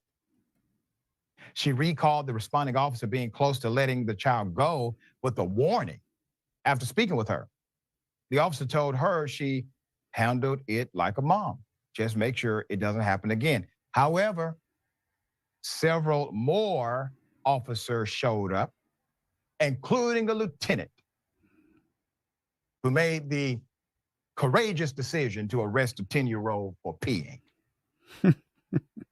These are damn cowards. Yes, they Moore said he plans to file a federal lawsuit next month against the city and against the arresting officer. Do you know why he said next month? Because it takes so long to get your legal team and people together who are going to help you. It takes you so long to get everything dialed in, to get your ducks in a row, and then you got to hope you have a source where you can crowdfund that money so that you have a way to fund what you're doing. So it's funny because while we watched that last video, this same guy, Handicap News, right here. You guys see what I'm looking at here? Let me see what you see. Okay. Handicap News, this video just came out 2 days ago. So Handicap News, who we saw get arrested, I'll hit the like button, and then I'll go over here and I'll just say algorithm until I see it. Always want to make sure you drop a comment, drop a like. So he's getting pulled over. This is 2 days ago. The other event was a week ago. Is this the same county, the same cops? I don't see any cherries and berries on the side here, so I don't think he's pulled over right now. There's a copper right there. So he's on the side of the road, it looks like.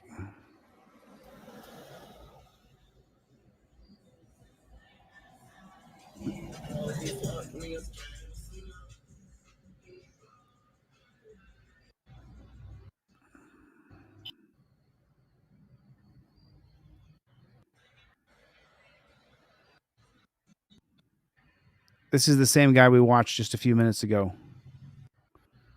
So we saw that copper pat.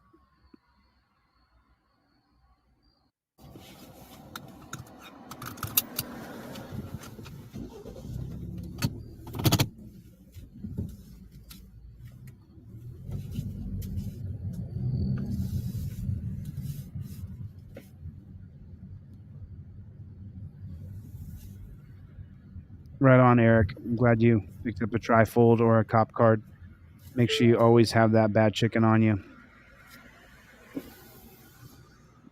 Rest in peace, DPN. Remember him. So,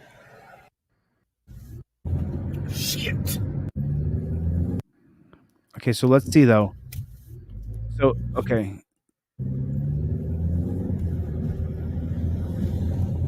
Shit. So where was the traffic infraction?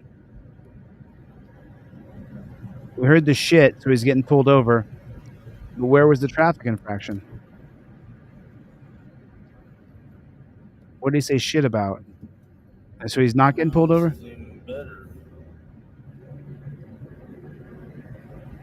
I don't see any cherries and berries, so. No, oh, the cop pulled behind him. He said shit. Okay. So he pulled out of his little space where he was, and the cop pulled in behind him. Remember, this is the same guy we just watched 15 minutes ago.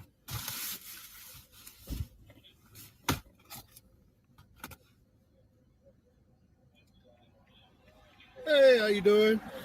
You got your driver's license and your insurance on you? That's fine. You can record. I'm recording too, bud.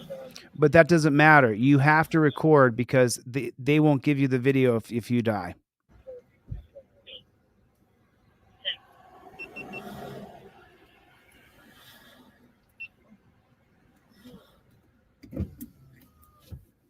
Your driver's license and your insurance? For what?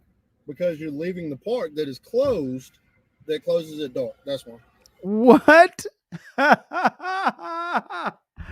Oh, what did he just say? What?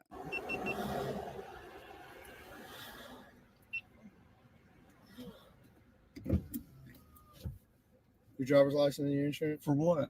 Because you're leaving the park that is closed, that closes at dark. That's why.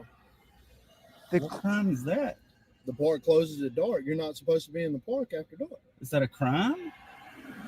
What law is that? License and insurance, please. What? Oh my God.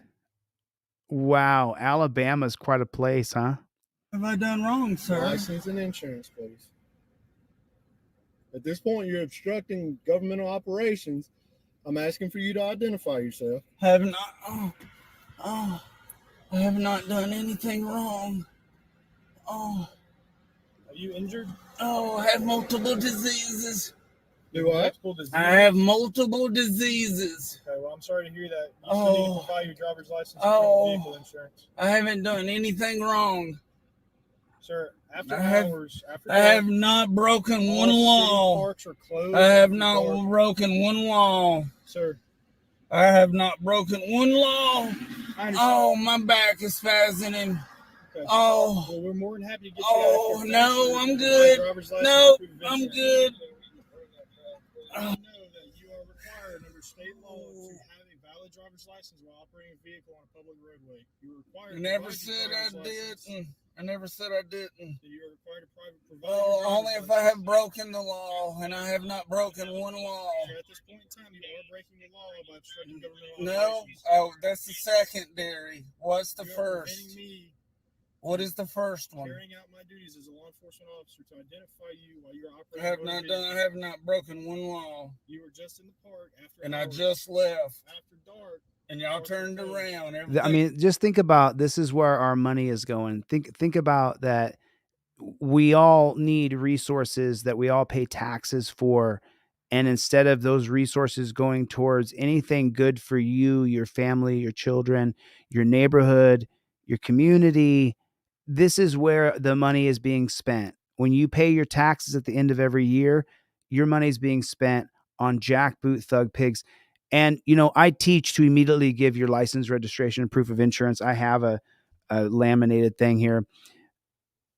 He didn't do anything wrong. So at this point, here is the question for you. Are you willing to go to jail standing on your rights? Do you have the video footage to prove that you haven't broken any laws and you didn't do anything? If you're not going to hand over your license, registration, and proof of insurance, then be prepared to go all the way.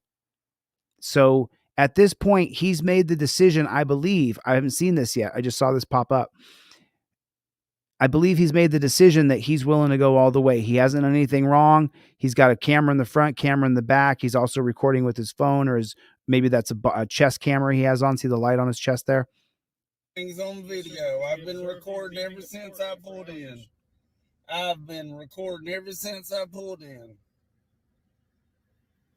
Okay. You are required to provide your driver's license. I have not broken one law. Insurance while operating a vehicle on the road. I have not broken one law. Are you refusing to provide? I ain't refusing anything. All I know is I have not broken one law. Your driver's license and your valid proof of insurance. I don't trust you, and I'm not going for anything. You will have to get it. Where is your driver's license at? I don't remember. Is it in your wallet? I don't remember. Okay. Have not broken one Keep law. your driver's license at? Oh, I don't remember. You don't remember where you keep your driver's license? So that's the third. Okay, he said, I don't answer questions because he learned that on YouTube.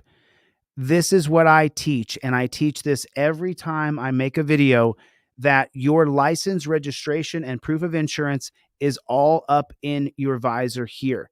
You slip him your license, registration, proof of insurance, you then immediately invoke your Fifth Amendment right to remain silent.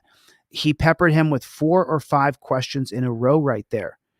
You use your trifold, you invoke your Fifth Amendment right to remain silent, you stick your camera in his face and say, you can't question me without my attorney present.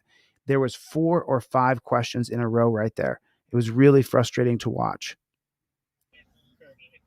How many questions are here? You are required to provide your driver's license. I have not broken. Now, he is required to provide his driver's license, registration, and proof of insurance. That's true. If he's done any sort of traffic violation, and this is where you're going to decide if you're willing to go to jail for this or not. One law. I have not broken one law. I ain't refusing anything. All I know is I have not broken one law. I don't trust you, and I'm not going for anything. You will have to get it. Where is your driver's license at? I don't remember. I plead the Fifth Amendment. Then he can't ask you another question after that. I don't remember. Okay. Have not broken one law. Keep your driver's license at? Oh, I don't remember. You don't remember where you keep your driver's license? I don't answer questions. Okay. Where do you keep your driver's license? I don't answer questions unless You say I invoke my Fifth Amendment right to remain silent. You don't sit there and play this game.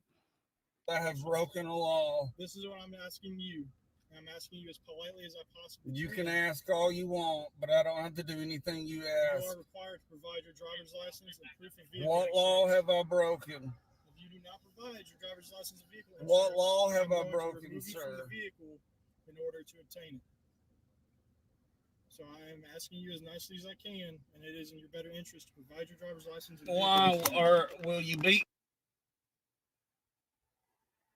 Failure to provide valid proof of insurance can result in a citation. It's behind this thing. I'm going my wallet. I have no problem with that. And under duress, I'm giving this to you. You're under a traffic stop. You're lawfully. No, under duress. There is no traffic stop because I have not broken one law, sir. I have not broken one law.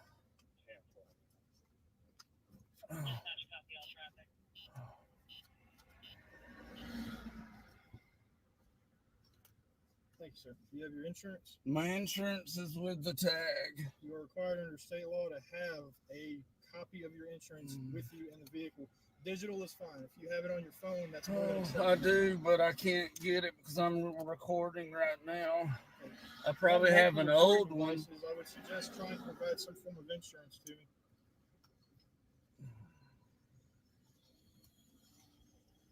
$674 DL check relevant. Thank you. I'm doing no. This is not a thinking. This is not a thing. This one is expired. It expired September 22nd, 2022. Do you have a updated copy? No, it's all through this company. 688-6192. You're required to have an updated. Well, I can't read, so I'm sorry, I don't know. Do you have an updated? I only have what they send me. Okay. Do you have an updated copy that you can get? All I have is what they have sent me. Like I said, a digital copy is more than acceptable. If you have one or you're capable of getting it over your phone, that would be acceptable. Simple. Are you able to get a digital copy? Not right now. Not right now? Okay, it is in your best interest to provide that. Otherwise, you do not have valid proof of insurance in the vehicle and you'll be cited. Trying to help you avoid a traffic citation. Oh, you can give me a traffic. You can give me one. He said he's trying to help him. He said he's trying to help him avoid a traffic citation. Is this the kind of help that you want from this guy? You want that kind of help? If you do receive a citation, the vehicle will have to be left legally parked off the roadway. You cannot move the vehicle until you provide. You can look it up. You can look. Under state code, you're required to have. No, look at you. Look at you. Look at y'all. Man, y'all are wasting your time. Yeah. I mean, they targeted him. They saw him parked on the side of the road. We saw the piggy pass, and then they waited for him to leave, and then they pulled him over. No, you're not. Yes, sir. Do you have your valid proof of insurance with you, or are you willing to look it up? Are you willing to look up your valid proof of insurance?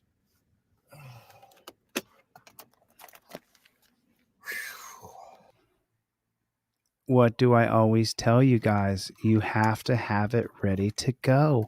This is not the right way.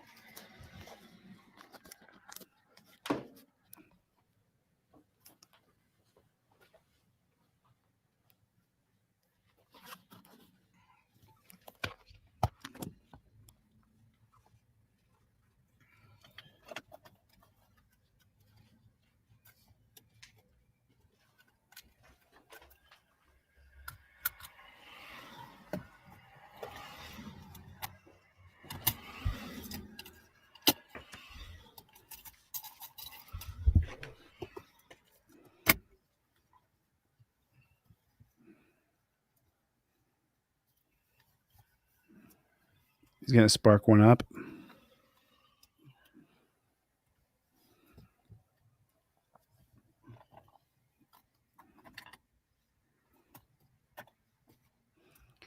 See, this is what I teach you guys. Have your license, registration, and proof of insurance ready to go. Have everything, a color copy, Xerox of your driver's license, front and back. And this is how you're ready to go. And this goes inside of your trifold, where you immediately invoke your Fifth Amendment right to remain silent. Just like that. It goes just like that. Just like that. And now you're totally prepared. And if you guys have ever bought a trifold from me before, you know I send you this nice fat broccoli wad rubber band to go with it so that you have something for your visor. I mean, I don't have to include this in the envelope. I do it so you put it on your visor. Everything goes up here. Hands go to touchdown position. Your phone is in your other hand. This is how you do it.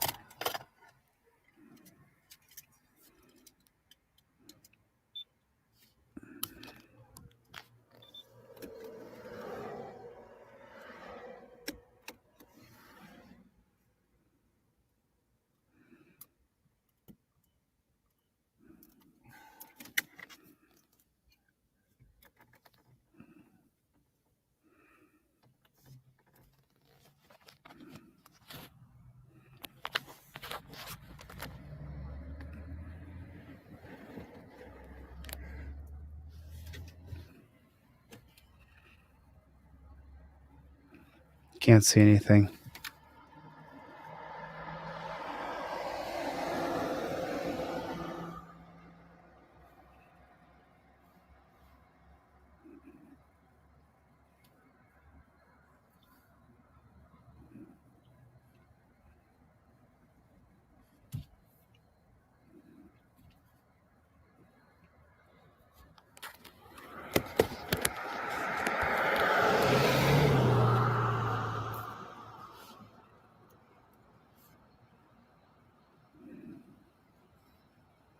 I mean, isn't that the worst feeling ever?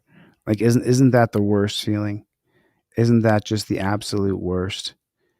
The jackboot thug pig is behind you, and they got their light beaming down into your car, and they often won't stop with the overwhelming lights in your face. And there's really no reason for it. We live in a digital era now. There's cameras everywhere. So, Handicap, why don't you drop your email address in the chat right there real quick? If you could. Email. Drop your email address in the chat in the comment section real fast. And then I'll send you a link to a StreamYard, and you can come on, you can tell your story. Because I think they targeted you. You've got a pretty good lawsuit here, especially with the targeted harassment, even after, you've got a lockdown lawsuit here. I'll send you a link to a StreamYard if you want to come on. You can talk about it. Okay, Mr. Smith. I don't want to waste any more of your time. So what I'm going to do for you. Oh, what I'm going to do for you? What you're going to do for me? Thank God you're here doing this for me. Is in lieu of a citation and in lieu of you having to wait any longer, because I do not want to waste your time. Oh, you don't? But you do. You targeted him to waste his time. You targeted him to waste our money and our resources on your personal little vendettas. I went ahead and got you as a vehicle responsibility release form. A vehicle responsibility release form. Because you are unable to provide valid proof of insurance. All this is saying is that we're allowing you to leave the vehicle legally parked off the roadway, and it's going to release myself, the City of Anderson, Corporal Green, the Street Crimes Unit, Special Ops. I'm not signing anything. Vandalism, theft, casualty, or any other damage or malady that may occur to the vehicle while it's left legally parked. Okay? Wow. Did we get Handicap's did we get his email address yet? I don't see Handicap's email address anywhere in this chat. Wow. Trying to get him to walk away from his vehicle.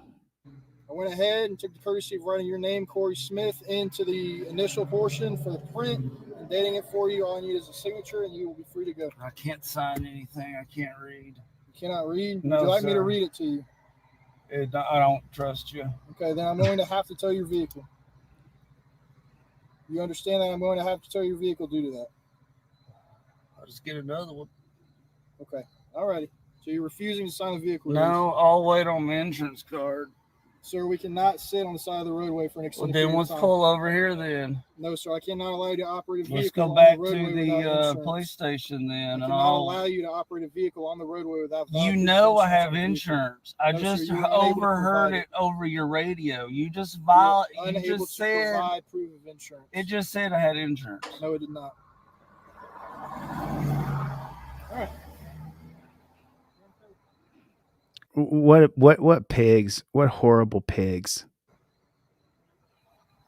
They wonder why people hate them.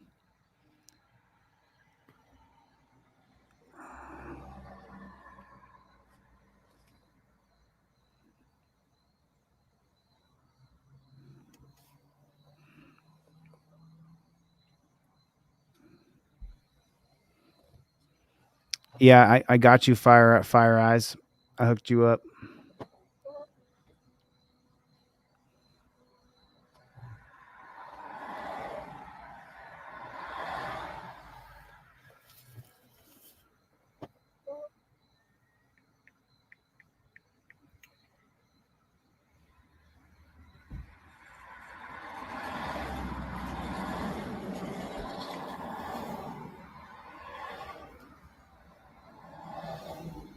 Cool as a cucumber.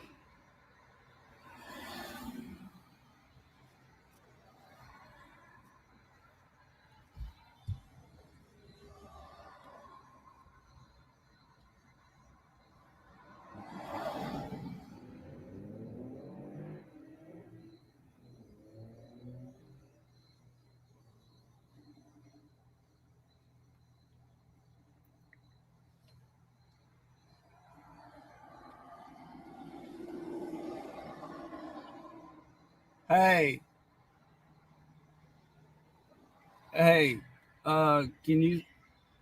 Is this Mama? Send me a card. They're fixing to tow the card if I don't have an insurance card, and they're trying to get me to sign something.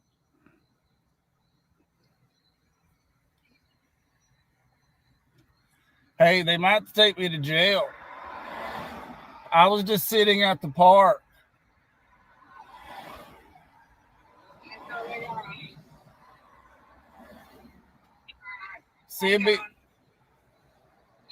Send me a card. Send me the up-to-date card, or they're gonna tow the car. All right, I'm doing it right now. Love you. Bye. Love you.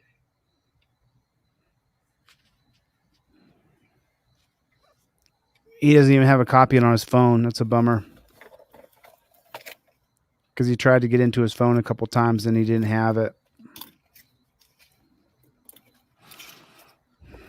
Now, I mean, so just look, and this gentleman whose video we're watching, you know, it's the reason why I cover videos like this, and I see them, and you may think to yourself that won't happen to me. I won't get a jackboot thug pig who says, well, you know, the law says you have to provide me some sort of literature that I can then reference on the computer. The computer may come back and tell the jackboot thug pig that your insurance is valid and legitimate. However, that jackboot thug pig may want to impound your car and may want to see you walk away from your car, literally have to walk away from your car. That's why I teach you guys to get your license, registration, proof of insurance all on a laminated card so that you have a copy of it in your car. This is the reason why I teach this. You're seeing it happen. This isn't what I want to be. Do you think I want you to spend your time going down to Kinko's or FedEx office or wherever you go to get your license and registration and proof of insurance all laminated together on a card? Do you think that's what I want you to spend your time doing? No. At the same time, though, did you really ever consider that they may just target you and say, oh, well, you don't have the card on you, I'm going to impound your card. your car.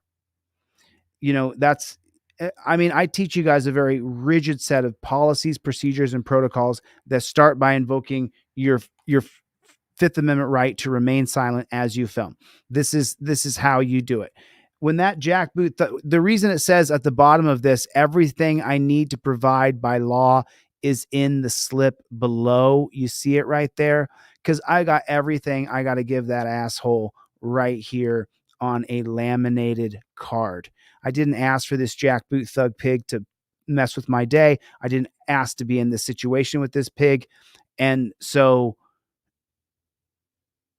I have everything ready to go.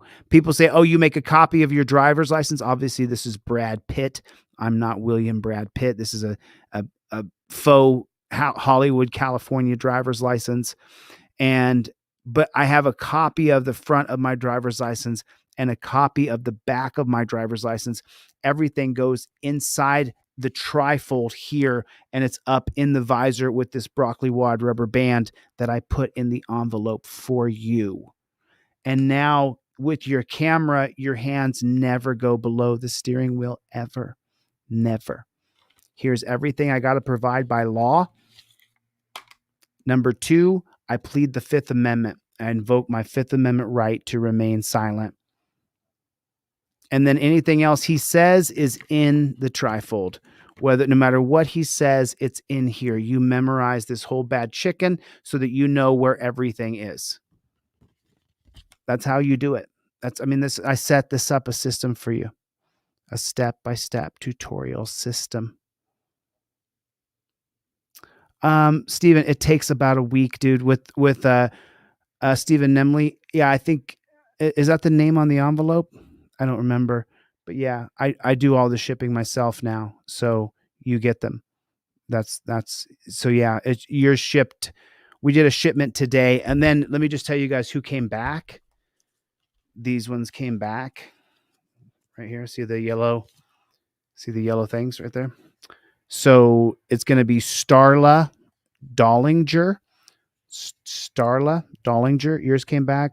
Kurt B on Alamater School that came back, and Zednik Crack in Lake Tapps, Washington. These 3 envelopes came back today with people's trifolds in them. So now let's get back to my friend here. He said, I saw that. So let's finish his video out. I just want to make sure people, I do this for a very specific reason, so that you get the trifold in your car. Like, that's no joke. I don't pull any bones about it. Buy 2, I'll give you 3. Like, you got to have it in your car. You have to have it. There's just no way you can't have it.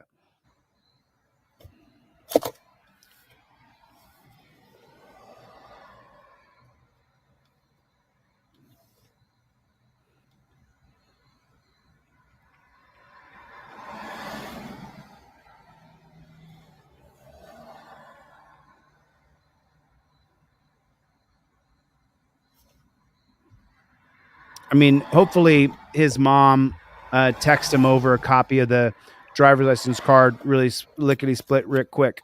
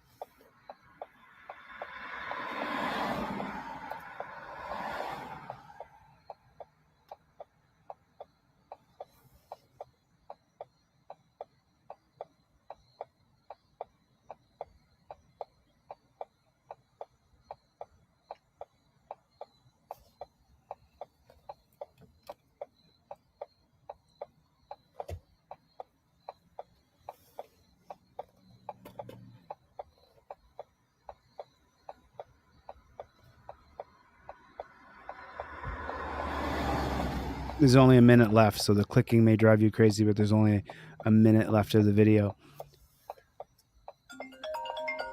I hope that's his mom with the damn insurance.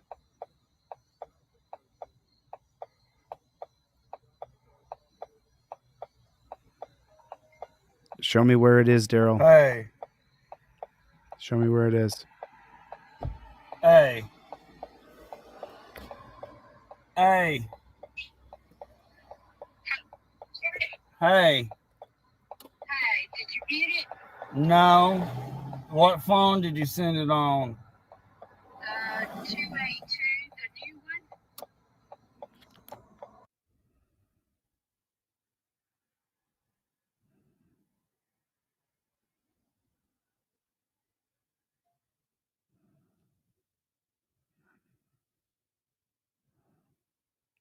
So interesting.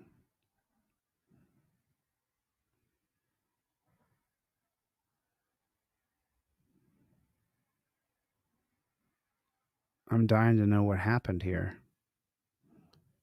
They took his car? Is he walking now?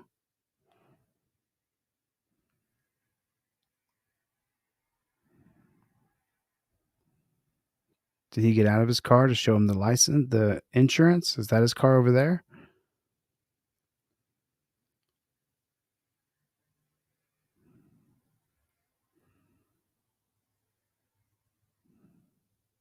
Okay, so he still has his car. Oh, I'm dying. Where are you at, Handicap? Where are you at, Handicap? Where are you, bro?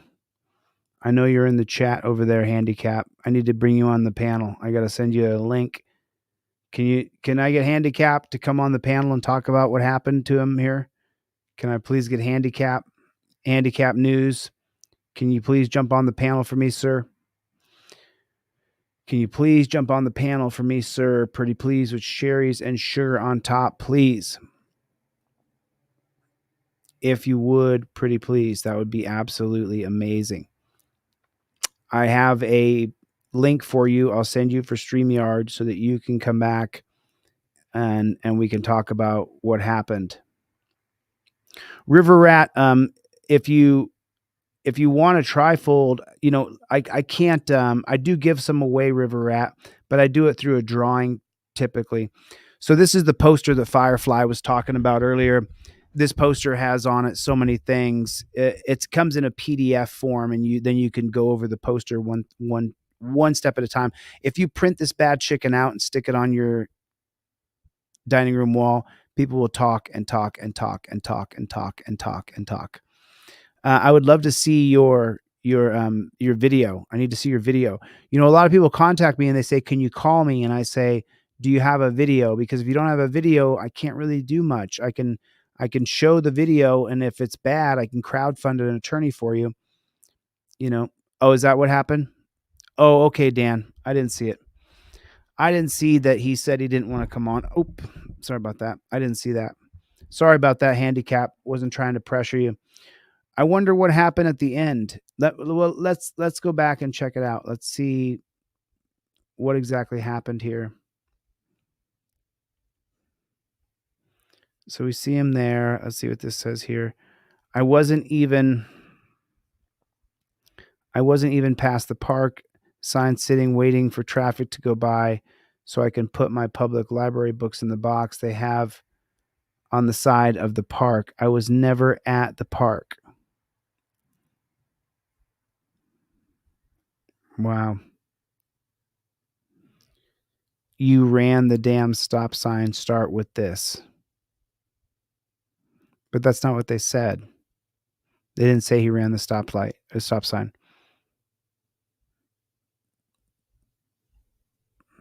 I was never at the park. So interesting. So interesting.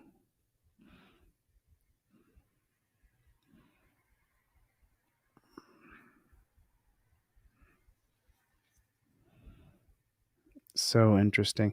I've been watching this. Have you guys? So I'm not sure if you guys saw the short that I made where it shows that the cops let the patter ass off. But this is the guy's channel that I got it from. It's PP Southeast Texas, Predator Patrol Southeast Texas. I've been watching a lot of this guy's videos, so he's popping up in my feed. This is a great big dude. If you guys are interested. What's up, guys? So consider joining our locals if you like the fact. Give me a read on it.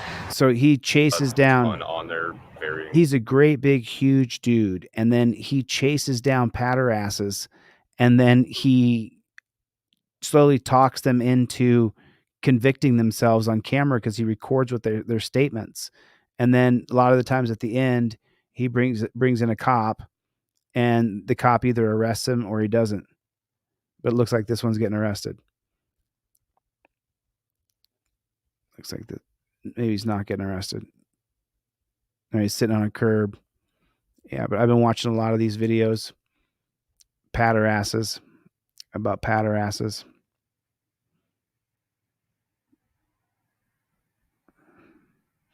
Oh, Susan Bassey. I love Susan Bassey. What was your name? My name is Susan Bassey. Nice to meet you. I'm Officer Delgado. Delgado, I don't think I have you on video Yeah, yet. I don't think we've met before. No. Do you have anything exciting for me to do public records on? What do you do? Not that I know of. What do I do in general? I work patrol. So want to hear the most exciting record I got from the department last week? Sure. I got an email from a judge saying he was going to do a ride-along with the Los Gatos police. And he was a family court judge, and it was at a time where he was presiding over cases where Los Gatos Police Department had reports involved in cases before him. And that was a little bit disturbing to me. Do you often have judges asked to ride along with you? I don't handle the ride-along department. That's our sergeants handle that. But have you ever heard of that? A judge riding along with a cop? Not that I know of. This is Susan Bassey, and this is a video about investigative reporting. And it's also I was advised of your interest in a ride-along with Los Gatos Police Department scheduled for next March 8th at 7:30 p.m.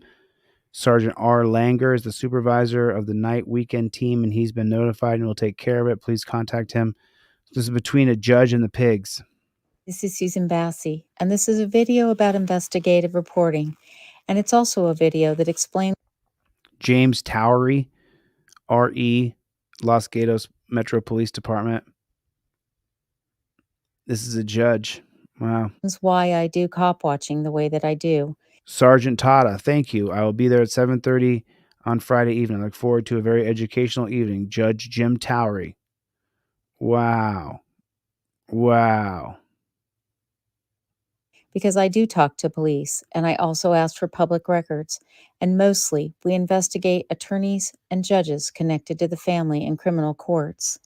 And this is a case involving Judge James Towery, the family court judge who sat over the secret bar bench media police committee that you've seen me do videos on.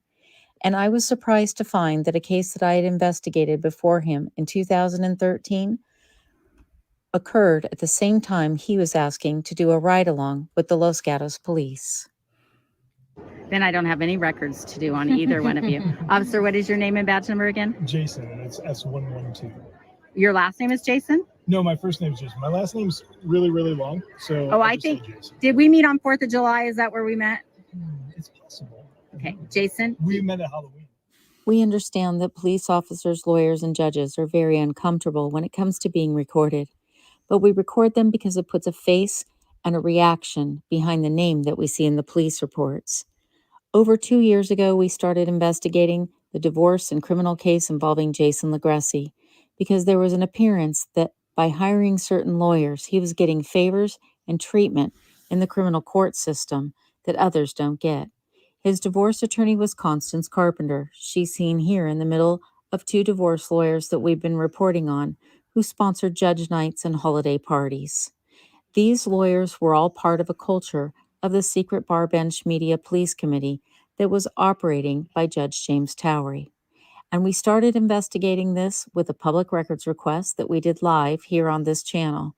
And all of you watched in the middle of the day, and it was one of the best audits that we ever did. You've put up with my recording and my awkwardly getting through live shots. You've put up with my narrations, and you've put up with my explanations. And hopefully we can start putting this all together so you can understand why we record the police and why we watchdog the courts and demand that we work towards getting cameras in those courtrooms. Exactly, Miss Bassey. Exactly. We've got to get cameras in the courtroom. It's one of the most important missions that we have to accomplish cumulatively as a group. There has to be a camera in the courtroom. We have to end this transcript fleecing. They're stealing money from us by making us pay for transcripts when we all know that we could easily take our phone and plug it in the audio, and then we would get a clear transcription we could do on our own. It's just so ridiculous. Susan Bassey is so spot on in what she's saying. And if you haven't seen Susan Bassey's channel, I'll drop the link to her channel to this video. What's that? I like your dog. Thank you. I was just getting your name and badge numbers.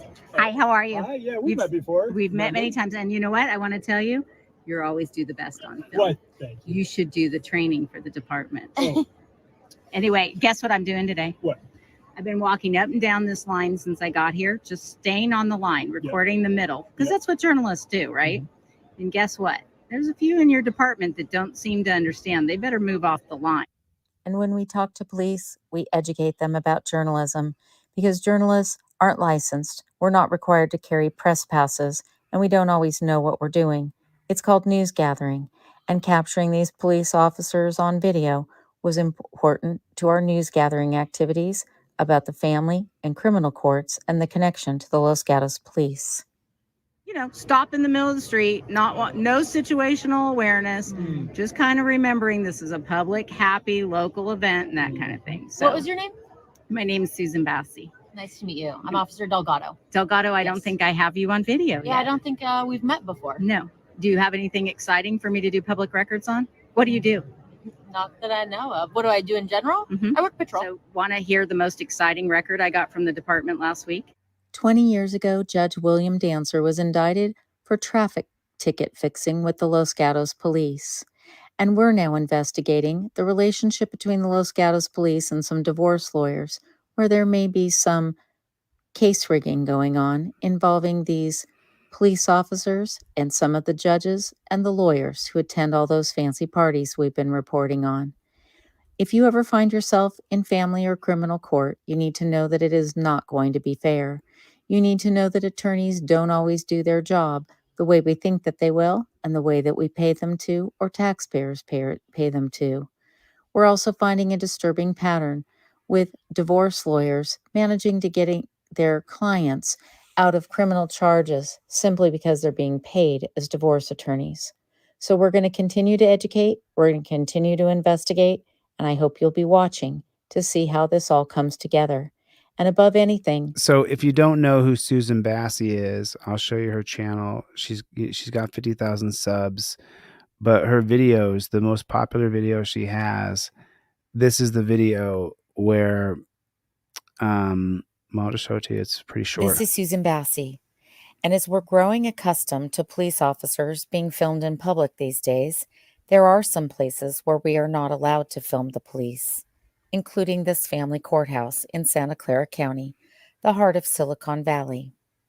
This is the security video taken from the day that a Santa Clara County Sheriff Deputy, Officer Gomez, seized my phone, broke my hand, and then unlawfully searched my phone.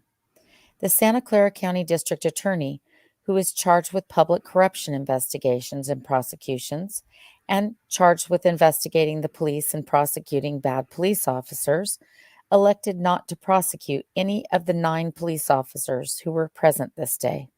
Instead, he has spent 3 years, 29 hearings, and 5 judges prosecuting me for taking a photograph and recording police inside a public courthouse. And you might begin to ask yourself what it could be that the judges and the lawyers in this county don't want us to see.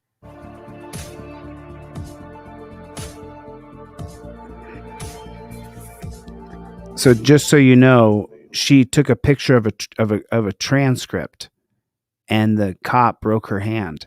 She's going to break it down. It's only a 10-minute video, 15-minute video. The bridge concert, which is a wonderful music, 60s music. Yes, sorry. Sure, go ahead. Hi, can't shake your hand. Your cops broke it. Investigator Mike, this is Lieutenant Hi. Jorge Perez. Hi. Hi. Why don't we come Why don't we talk a little more privacy? I don't need privacy. I'm just asking for some public records. So. Okay, so apparently you want to talk here? Some information for you. Okay. So Go ahead, Jeff. Go ahead. You can. So we spoke with Sean Libby. Apparently, you've spoken with him. Yes, this he- morning. So remember, these are cops. So these are just cops who are better at getting around the BS. Cops. Is it? I've emailed him, spoken with him. I didn't speak with him this Oh, you morning. just did? Okay. No. So we just spoke with him. Your request was received. Okay. And it's being reviewed by Assistant DA David Angel. Okay. And so He's not here I until don't- Monday. Okay. So I'm not asking for a production of records under the California Records Act. I'm asking for access to inspect those records. These are really simple records. There was a factual finding of innocence on Mr. Clyde Berg. You had an obligation within so many days to notify the Attorney General of that.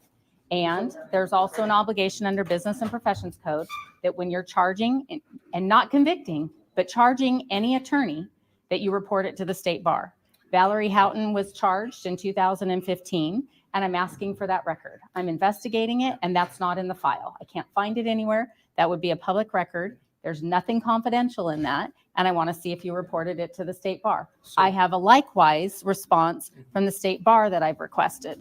So the record should be there on both of your side, or it doesn't exist because you didn't do your job. So the records, whether you're making an official request for public records or not, all of the records requests that come into our office like that go through Assistant DA David Angel.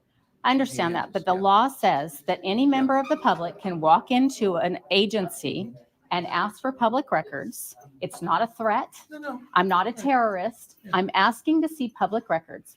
And you have an obligation to make them available to me right now for me to inspect them and copy what I want. That's all I want. Yeah. And So if you've concealed those in a database or you don't have them or whatever, I just need to know that because I have a USB. If we want to stick it on my USB, we can copy it that way. If it's in a paper file, I'll take a picture of So it. Ms. Bassi, the records have to be, that decision has to be made by David Angel. It's not a decision, it's a law. I have a right No, to inspect them right now. This is your building. I'm not disputing that. What I'm Okay. telling you is you're not going to receive any records today because it has to be reviewed by David Angel. And I'm not trying to be argumentative with you or dispute the law with you. I'm just telling you all those requests go through him. So where's the policy that says that? Where's the policy that says when a member of the public asks to inspect the records, it has to go through David Angel? You can ask David Angel that question. when You he don't gets have back the to you. policy right now? You guys aren't, so you don't know what your policy is? Yes, I've been told that it goes through David Angel. That's what you've been told? Yes. Did you ever see a policy that said that? I've been told it goes through David Angel. Yes. So when you were It's a hired with broken the record. district And attorney's so office? if you'd like to sit down here quietly and not make a disturbance, you're welcome to sit here all day. And wait for the records? Yeah, except you're not going to get them today because David Angel isn't here. David Angel. So no public records can be inspected or accessed unless David Angel is here. Is David that the Angel. policy? David Angel reviews David those Angel. requests, and he makes the decision on whether or not our office discloses those or not. Okay. So that policy is in conflict with the California law. You understand that, right? And you can no, I don't understand that. You can discuss that with David Angel. Okay. I will discuss it with David Angel. And your name again? My name is Jorge Perez, and I hope you're recording that. I so am. Yes. And your name? And I hope you're recording it. Why does he hope that she's recording it? Jeff Monk. Thank you very much. You're very welcome. A year ago, the Santa Clara County District Attorney Jeff Rosen filed a declaration in a civil case where he said that he was so frightened of me that he now needs taxpayers to fund this guy, an investigator for the DA's office who is an armed bodyguard, armed and standing by to protect Mr. Rosen from me, because Mr. Rosen is more fearful of me than he is of the terrorists, the white-collar criminals, the rapists, the murderers, and the child abusers in Santa Clara County. Okay, Susan, so you ended up receiving an email last night from the Integrity Unit, and I believe it's John Chase, correct? Yes, that's correct. And John Chase is the only person in the Santa The Integrity Unit. Put a 1 in the chat if that is a load of shit. There's no integrity with the pigs. Clara County DA's office that gets $135 million a year charged with public integrity. And I got this email from John Chase last night. I'll put that up. Charged with public integrity. It's like she's making a speech to the camera. on my LinkedIn page that says that, Dear Miss Bassey, because your complaint in part, and he doesn't say what the part is that the district attorney's office is not able to objectively conduct an investigation you seek, you may want to refer your concerns to the Attorney General. Oh, she's dictating the letter. I see. So that means that Santa Clara County taxpayers pay $135 million a year for John Chase, the single public integrity investigator in this county, and it's a sham. Okay, now all the complaints that you've been filing with the DA's office, they've been going through John Chase, and he's been denying all these, correct? I started filing complaints with John Chase back in 2015 related to the attorneys and the private judging that's going on in this county. And has anything materialized since then? Not one thing. Okay, and then now after all this time, he's now directing you through the Attorney General. Yes, they've called me crazy. They've discredited me with other attorneys. They've tried to defame me, and they've tried to make it be that my complaints are without merit, and my complaints are with merit, and I found the evidence of that this week, and we will be going to the Attorney General. And need some direction. And her case is still going, by the way. This is 3 years ago, this video. She's made this video 3 years ago, and she's still chasing justice. Miss Bassey is here, and Miss Bassey's being Miss Bassey, and I caught her on camera turning on her camera/video function on her iPad. I can't confirm she's not recording or not, but she is acting very Miss Bassey-like. If you can please. Why can't we record in the courtroom? It's so stupid. Please give me a call. We can get some direction from you, what you want me to do. I'd be really appreciated. Okay? Thank you very much. Bye-bye. So you might ask yourself, why does it matter? It matters because the people in charge of watchdogging the judges, the police officers, and the attorneys are all failing to do their job. And as a result, public corruption is flourishing. This is Greg Dresser. He was once in charge of the state bar, and now he's in charge of the Commission of Judicial Performance, the agency that is supposed to address judges who behave badly or unlawfully while on the bench.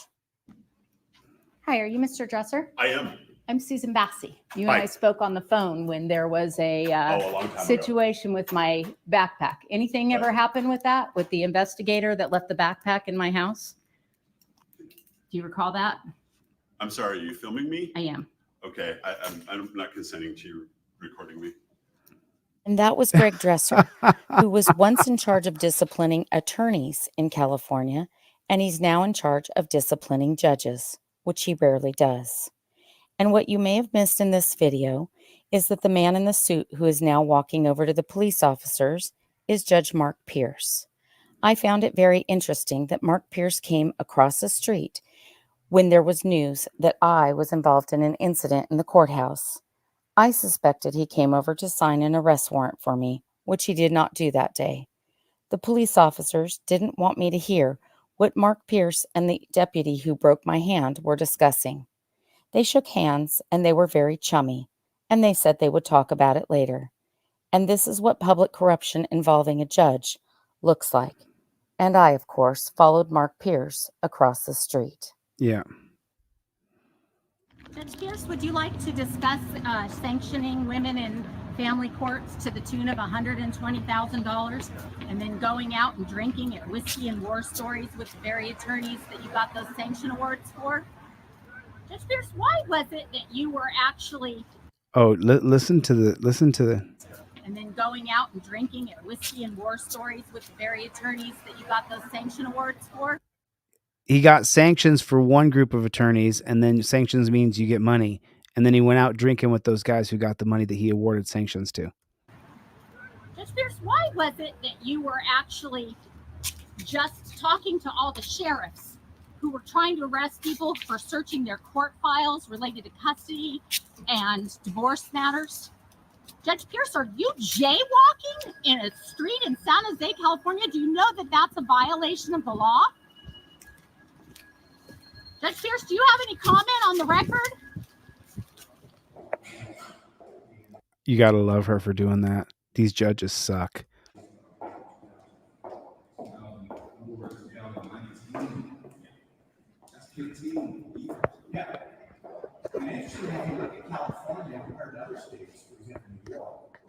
It was a year ago that I met these individuals who are known as First Amendment auditors and cop watchers on YouTube. They record the police. Bam. Yes, we do.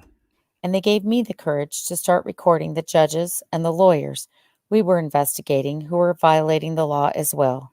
Because these attorneys and these judges are committing crimes, and they are involved in public corruption, and that's what we investigate.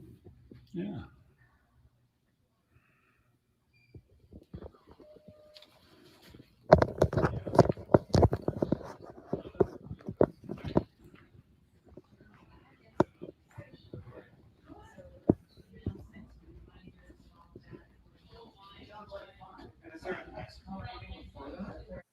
There was Mark Pierce at the Santa Clara County Bar Association, choking down a free lunch that the lawyers bought for him after he was known to have issued $120,000 in fines and sanctions to somebody who had filed a complaint against some of those attorneys who acted as private judges.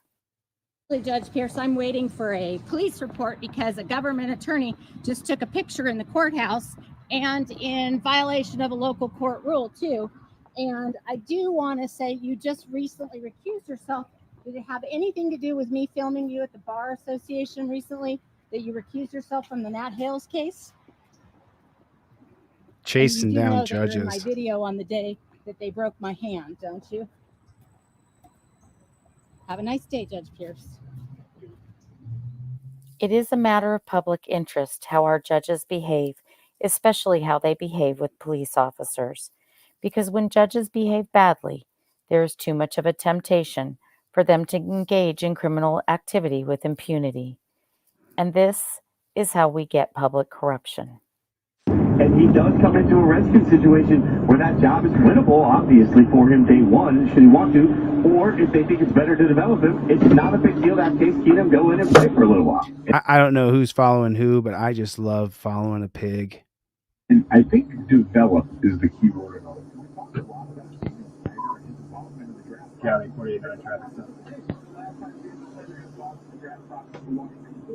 Oh, this is a pig who pulled over a judge, maybe?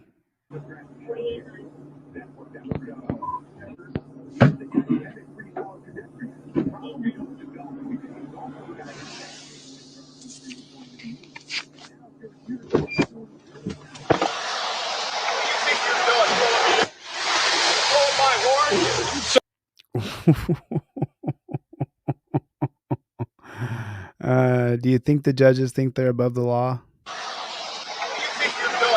What do you think you're doing pulling me over? For blowing my horn? Sir, go back into your car. I'll be with you in a second. You better check the registration on this plate soon, mister. I'm above the law. I'm above the law. I'm a judge.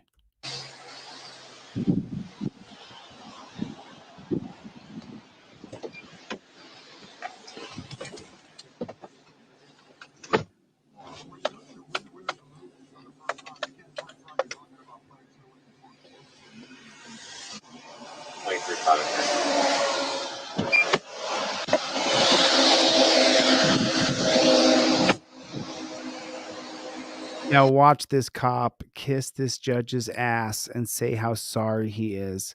I saw this a long time ago, 2 years ago. I haven't seen this in a couple of years. I've seen this whole video before.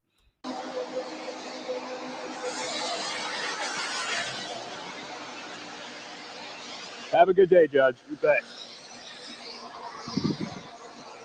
And that's his best course of action for that copper.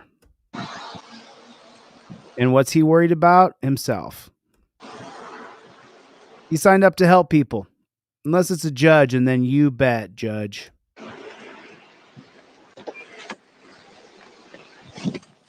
Criminal defense attorney Joe Tully, turned journalist, wrote in his book, State of Collusion, that from the moment you are arrested, you are screwed. That, of course, doesn't seem to apply to judges, lawyers, and cops.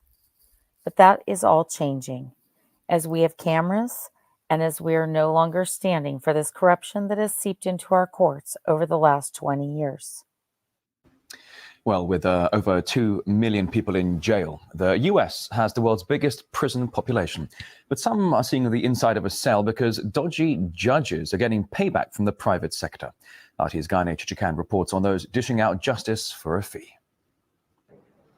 2 Pennsylvania judges have made a killing out of juvenile prisons. Oh, cash for Mark kids. Chivarella and Michael Conahan were convicted of receiving kickbacks for more than $2 million from the developers of several private detention centers.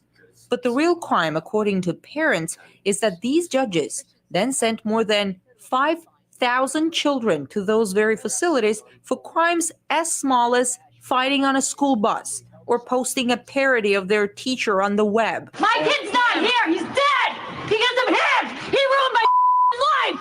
Do you remember me? Do you remember my son, an all-star wrestler? He's good. He shot himself in the heart. Sandy Fonzo's 17-year-old son, Edward, was a budding student and sportsman when he was arrested at an underage party.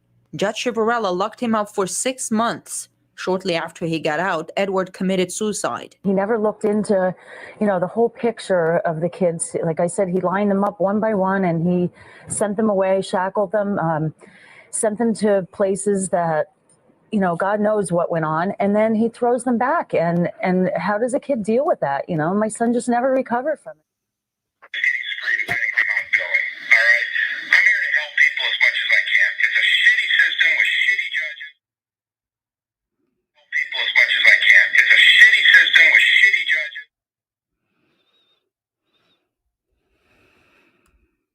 Vehicles in order. That's Susan Bassey, everybody. That's Susan Bassey. I always love when I get to see these videos. Do me a favor, everybody, hit the like button. Hit the thumbs up button down there just real quick. Hit the like button and then put in the comment section for me, OTVO, overturn Terry versus Ohio. I always love these cop-led videos where they're gonna teach us how to make sure we don't follow too close. I always want to get advice this is from the Salem Police Department, and Closed Circuit TV presents. Oh, I got to be careful with the music.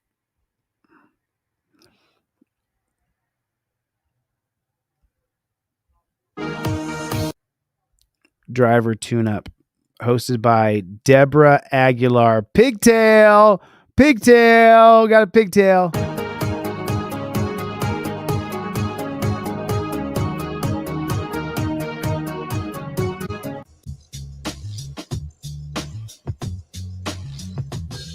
They drive 15 miles under the speed limit when the roads are dry and the traffic is light, and they come to a full and complete stop before they make a right turn.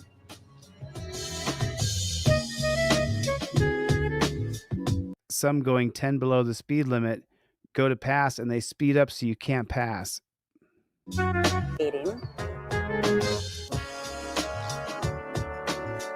Hi, I'm Sergeant Aguilar with Driver We could have started right here. Tune-Up. When we spoke with folks about their biggest Hi, I'm Sergeant Aguilar with Driver Tune-Up. When we spoke with folks about their biggest complaints of other drivers, we found a few recurring themes.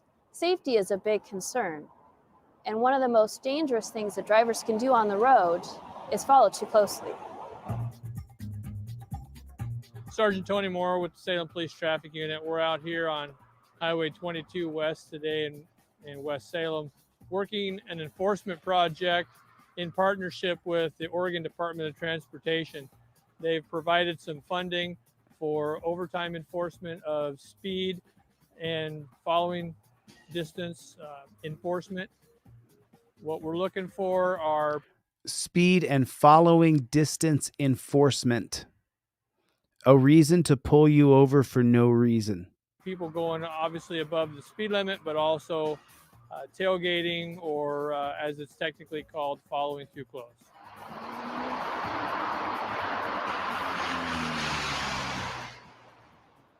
Most people just don't realize how much distance they need to leave between vehicles in order to avoid a sudden speed reduction or some other event that may occur in front of them.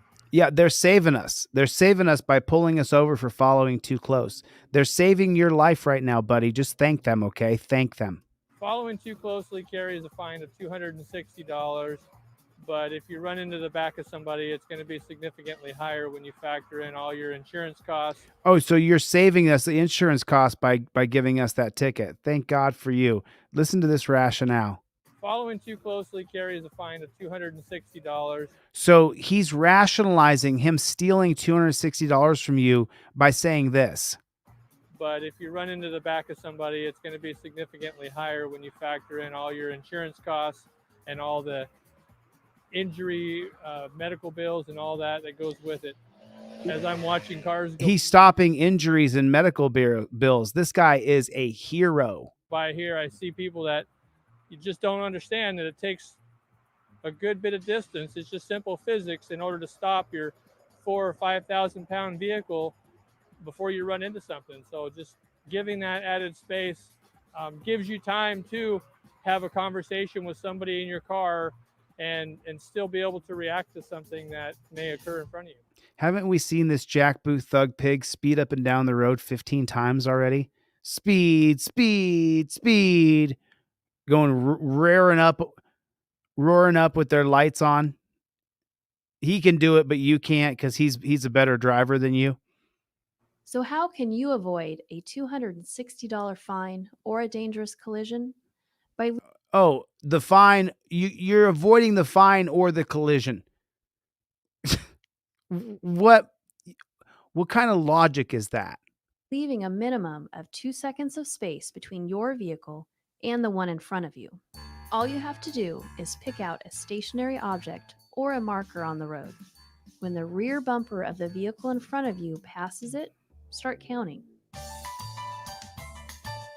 If it takes less than 2 full